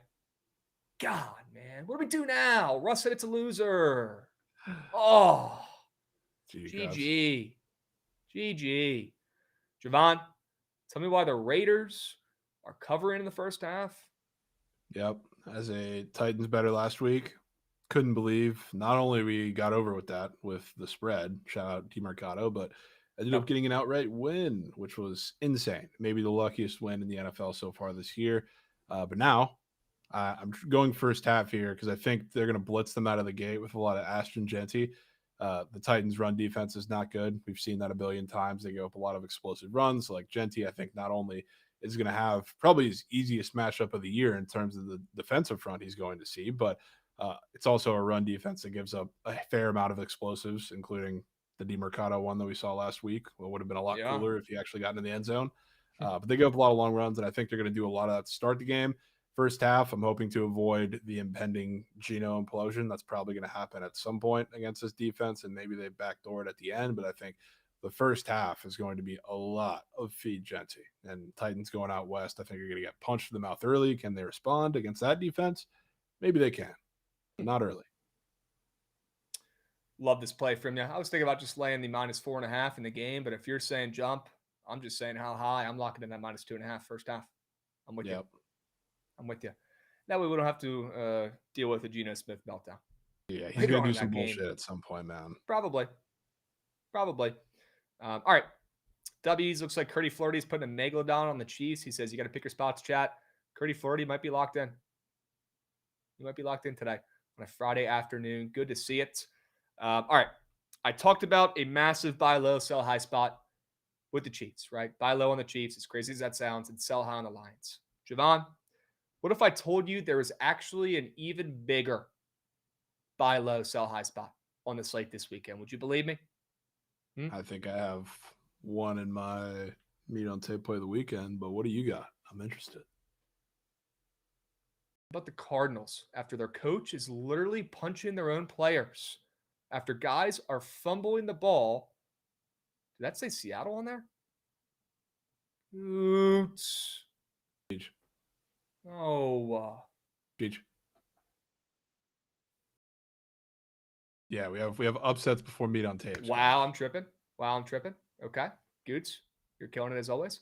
Let's talk about some upsets. Dudes, I set that all up for nothing. That's so beat. We'll talk about the Cardinals in a minute. Apologies there, chat. Let's talk about the Seahawks. Let's talk about the Seahawks and why they're probably going to win this game outright. But for this segment, I will take the points for Seattle here. Guys, I was wrong about Seattle. Okay. I'm an open book. I'm an honest man. I know when I make mistakes, it's not very common, but sometimes I do, just like that segment right there. I was wrong about Sam Darnold. I was wrong about Seattle. And you know what might be the reason why Goots' Ravens suck in the Big 2-5? Mike McDonald. Old McDonald had a fucking farm. This guy can coach. His teams are good. His defense is good. And Sam Darnold is making plays. Crazy. Not a Sam Darnold guy, not a JSN guy, wasn't a Seattle guy, but they are proving me wrong. Okay, and I'm man enough to admit it. And Jovan, this is a really good sell high spot for the Jags coming off that big-time Super Bowl type win against the Chiefs. Have to fade them coming off of 3 straight wins. Have to fade King Cone. Love the guy. Love the Jags. We're pretty high on them this season, but has to be done, man. Has to be done coming off that primetime win where they celebrated on Trevor Lawrence's birthday. He broke down the huddle. Mandatory fade. Mandatory fade after the Jags just won their Super Bowl. And I have to back Seattle here coming off a loss. And this Sam Darnold-led offense that showed me a lot of grit, a lot of heart. And even in that game against Tampa, who's your Super Bowl champion, they put up 35 points and gave them a serious run for their money. So very impressed by the Seattle team, their chemistry, their heart, their charisma. Their coach is really good. And it starts at the top there, guys, and it trickles down. So Seattle's a team I want to buy stock into right now, coming off a loss. I think they win this game outright on the road against the Jags. Stinky, stinky line. I'm already starting to see some flips here with Seattle being a favorite. Might be the weirdest line of the weekend. Might be. Yep. Apologies for the early splooge on meat on tape, guys. Jovan, early splooge. Tell me about the Panthers. Yeah, it was sharp to fade the Cowboys last week, and I know you unfortunately got involved, and it was tip capped right to do so. But I think this is the week where you get after it. I think it's the most important stretch of Bryce Young's career because these are the best matchups you're going to get the entirety of the season. You just saw the one where he came through last week against Miami in that insane game that Eric Collins was splooging for, and that was amazing to hear. But now you get another one with this defense that is bad, battered, bruised, all things you can say. This is the most important time of his season. If things don't go well for these couple games here, which he's already had one under his belt, which was very much helped by Rico Dowdle having the game that he did. This one is going to be a lot more on Bryce Young's shoulders against the secondary, and I think he comes through in that fact. And I do think the Panthers' defense over the course of the season is going to get a little better, and I don't know if this is the spot where they absolutely explode and show that against the Cowboys because Dak is going to be slinging rock. Javonte Williams has got the whole family coming in attendance where I think they're actually going to get gashed a little bit on the ground, but I think they can put up a fight against that pass attack, and Dak doesn't exactly have smooth sailing through the air. But I think Bryce Young shreds the secondary. This isn't going to be a Rico Dowdle game, despite the very obvious revenge narrative that's there. I think with a lot of the weapons, Ted on the outside, I think is going to have a field day. I think even some of the slot guys are going to have great matchups too. I think this is the potential for the best game of Bryce Young's season, and probably the most important one because he must come through, or else things are going to start looking bleak for his future in Carolina. Yep. Panthers, the over. Little handshake emoji. I'm in. Yeah. I'm in. All right. Let's talk about some meat on tape plays. Not a crazier buy low, sell high spot than the Cardinals against the Colts. Guys, Daniel Jones is not good. He's just played good the first couple weeks of the season. Wait till they get some tape on this guy in his new uniform, and you're going to see him significantly decrease in his production here in the coming weeks. And you're going to see it this week against a hungry Cardinals team, Jovan. Their coach is punching their players. Their running backs are dropping balls at the goal line. Kyler Murray's getting fake injured because he quits on the team, pulling a Lamar. And they've lost 3 straight games in a row. 3 straight games in a row for the Cardinals here. Perfect buy low spot for Arizona. Okay, after their coaches got fined 100 racks. They're going to be locked in this year. Okay, they're going to circle around coach, and they're going to lift him up, and they're going to have a really, really good game here and bounce back after 3 straight losses. And guys, the Colts aren't good. They're just playing good. Give me a fucking break. Daniel Jones. I'm sick of it. I'm sick of hearing it. I'm sick of people thinking the Colts are good. You know who's good? Jonathan Taylor. You know who's decent? The Cardinals' rush defense. And they're going to be decent in this game against the Colts on the road in a much, much hungrier spot when the Colts have won 4 of their last 5 games. Buy low on Arizona. Take the points. I'll take the touchdown and the hook here. Looks like it's already down to a touchdown some places. Nasty, nasty play. If this play doesn't hit, I don't know ball. The perfect spot to bet in the NFL, guys. Remember, we don't bet teams. We bet numbers. We bet spots. That's how you win in the NFL. This is a great winner. Meat on tape. Favorite play of the weekend. Cardinals plus 7.5. Let's go. I'll take you to another 7.5. It's a little earlier in the day. The Jets, I think, are going to beat the Broncos this weekend in London. Yep. Which would be something. Talk about buy low, sell high. The Broncos just went. Not that this, I got their win looks a little less impressive now, but they did still go on the road and beat the Eagles in Philadelphia, a game that surprised a lot of people. There's a lot of Eagles ML floating around, a lot of Eagles survivors. But it was a great performance. They came through. The defense looked fantastic. Jalen Hurts couldn't throw a ball per usual. The same thing we saw last night. But you get that against the Jets team that, I mean, they've had their sharp spots every other week, it seems. Last week, they played a Cowboys team that ended up being dogs on the road, and the Cowboys thrashed them, especially on offense. They had the spot on Monday night against the Dolphins where they were somewhat sharp. They were actually sharp against the Bucs and came through at the same exact line when there was Tyrod Taylor, but they've had their chances, and they sit here 0-5. You know what the big difference is, Krabs? I talked about this with DJ Lagway, with a lot of these quarterbacks that they can run a little bit. They struggle reading a defense. You know why Justin Fields had a pretty tough time against the Cowboys? Why? The Cowboys don't run man. They run all zone. They're the most zone-heavy team in football. Justin Fields actually has some great numbers against man coverage, which is pretty much all the Broncos run. This is by far the heaviest man team that Justin Fields has seen so far this year. So he's going to be able to make quick reads. He has trouble reading his own defense. And again, like the Cowboys play little to no snaps of man coverage, which is why, I mean, they still scored 22 points. Like a lot of that was towards the end of the game to where it really didn't matter, but he had a tough time. I think he's going to bounce back in a pretty big way. I think he's going to have to use his legs a little more, which any mobile quarterback is going to do against man coverage, and that gives him rushing lanes, that gives him scramble lanes, all of the above. But I also think it's going to be a little smooth sailing against this defense, which, don't get me wrong, great defense, fantastic defense. But I think schematically, this is the point where Justin Fields actually has a chance to do something. So that, along with the fact that Bo Nix still stinks and people won't talk about it, and he gets to play a defense where you realistically want to gash them on the ground. You're going to do that with J.K. Dobbins? Please do it. You're going to do it with R.J. Harvey? You're not. Bo Nix is going to make a mistake that costs them this game. This game is going to be tight all the way through, probably a little low scoring before Justin Fields makes a big play with his legs, and Bo Nix is going to make a mistake that costs them at least this cover. Yep. Great sell job. I'm in. It's an early game as well, right? Yep. Going overseas. Yep. Cool. Krabs, do I start Bill or Garrett Wilson? Even after that Jet sell job, I'd still say you start Bill against the worst rush defense in the NFL. You still start Bill. Yeah, you probably still have start to. Bill. You have to. I'm thinking the same thing myself. I have him on all my teams pretty much. I'll be starting Bill against that rush defense. Has to be done. Has to be done. All right. Really quick, we got to go over our prize pick squares. Super, super brief. Easiest looking square of the weekend on prize picks is Devon Achane.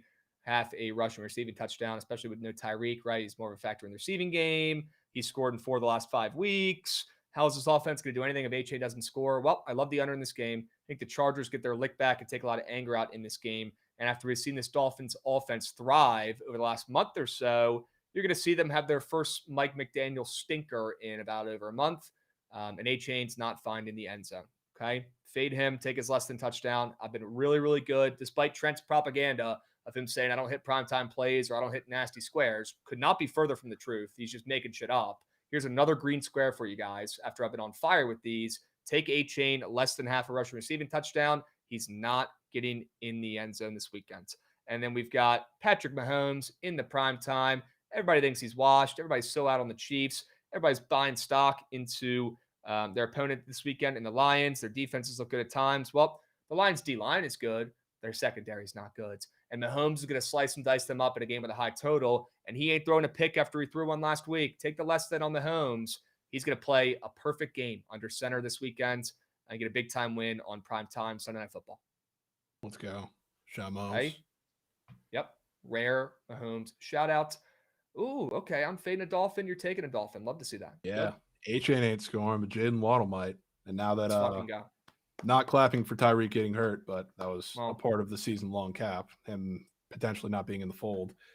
Didn't think he was going to get hurt, just thought he was going to be off the team. But regardless now, after he's been out, Jalen Waddle got used 75 different ways last game. And don't get me wrong, it was against the Panthers, so it's a pretty soft matchup, and he succeeded in that one. But the Chargers, kind of a softer matchup than people realize too. Like, I won't get into the weeds of it because we're short on time, but schematically a great matchup for everything they've been doing with Waddle and will do with Waddle. So I think he's going to snap and also gets a little bit of the short game. Then touched on Drake May already. Didn't have a pass touchdown last week. I think part of that is because they were dinking their way in, as they kind of had to against the Bills defense. And then they got in close and Ramondre finished it off. I don't know why he still gets the ball, but separate conversation. I think he's going to have to take some shots in this game, and I think they're going to connect. And whether it's to Diggs or whoever else gets the deep shot, I don't think it's going to be on the ground with Travion or Ramondre this game. I think it's got to be through the air against the Saints defense. Yep. Anybody else get absolutely bricked up when you see a guy on your fantasy team in Javon's meat sheet or his weekend preview? Because I do. Because I certainly do. Let's go. All right, boys. We got to hurry up here. We got to hustle. We got a couple minutes to do a squad ride. Jovan, are you ready to find the people a winner? Let's make it 6 in a row tonight. Why not us? Yep. Goots, run that shit.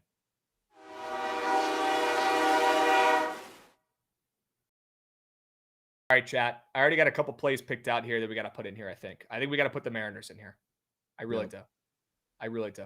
Especially after seeing the chat saying the Tigers are a free ML parlay piece. Let's take the Mariners on the ML. Can we put North Texas ML in here? Yes. No Megalodons on the over. You're cool if we go North Texas ML instead? Nah, I'm cool with North Texas. Okay. We've got those two plays. Yeah, I think we go two. Quality of quantity today. 2 plays, 2 winners, 2 minutes. Hurry up, go, go, go. 2 plays, 2 winners, 2 minutes. Hurry up, go, go, go. Mariners on the money line. North Texas on the money line. Get your votes in early. Get them in now. No need to wait. I don't know why you would wait. I think you just lock it in now. It makes no sense to wait. Lock in your vote for the squad ride poll now. Let's make it 6 squad rides in a row. Knock on woods. 5 in a row so far in October. 5 and 2 so far in October. Let's hit another squad ride tonight and set the tone. We will post the polls for the squad rides this weekend on X. So stay posted. Keep those notifs on the Bookit BTL X account. You guys are 5 and 1 in your last 6 squad ride polls on X, and we're going to keep the train moving and grooving. No need to sell high just yet. We'll post those this weekend. Knock on wood. Let's stay hot. Whatever the heck you guys are doing over there, keep doing it. Keep doing it. And get those votes in for the squad ride poll. Hurry up, go, go, go. Hurry up, go, go, go. Get them in, get them in, get them in, get them in, get them in, get them in. And I need to reiterate, guys, plenty of content for the rest of your day today. We've got the coin toss starting up right after this. Jovan is on there. He's been a superhero today. Talk about it back to back. You're him. We got the coin toss starting up right after this on the Bookit Sports YouTube. And we've got the new Bookit Pods Home by 3 with Heat Daddy, with Jordan Smoltz starting up on their channel shortly after that. So plenty of content for you guys today. Do me a favor, everybody get in the YouTube chat after you vote. Over there on Twitch for the squad ride, head over to the YouTube and get ready for the coin toss. Very excited to see the coin toss and what you guys are crafting up today. You've been killing it with these live streams. Cannot wait to hear the chirps, to hear the winners, and to hear Trent's fades. 3 things I know. 3 things I know. We got Justin Shoot getting involved. W show today. Let's have a weekend. Yes, sir. Justin Shoot. Let's have a weekend. Why not us? Why not us? Trent, man, you have the sense of humor of a 10-year-old, bro. Straight up. You have the sense of humor of a baby. Go play with your cards. Go buy some more SpongeBob packs. North Texas ML. Squad ride poll. Let's make it 6 squad rides in a row. Something that the Surge stream could never do. That's why he gave up on his PODs. And we'll catch you guys on the coin toss on the Bookit Sports YouTube.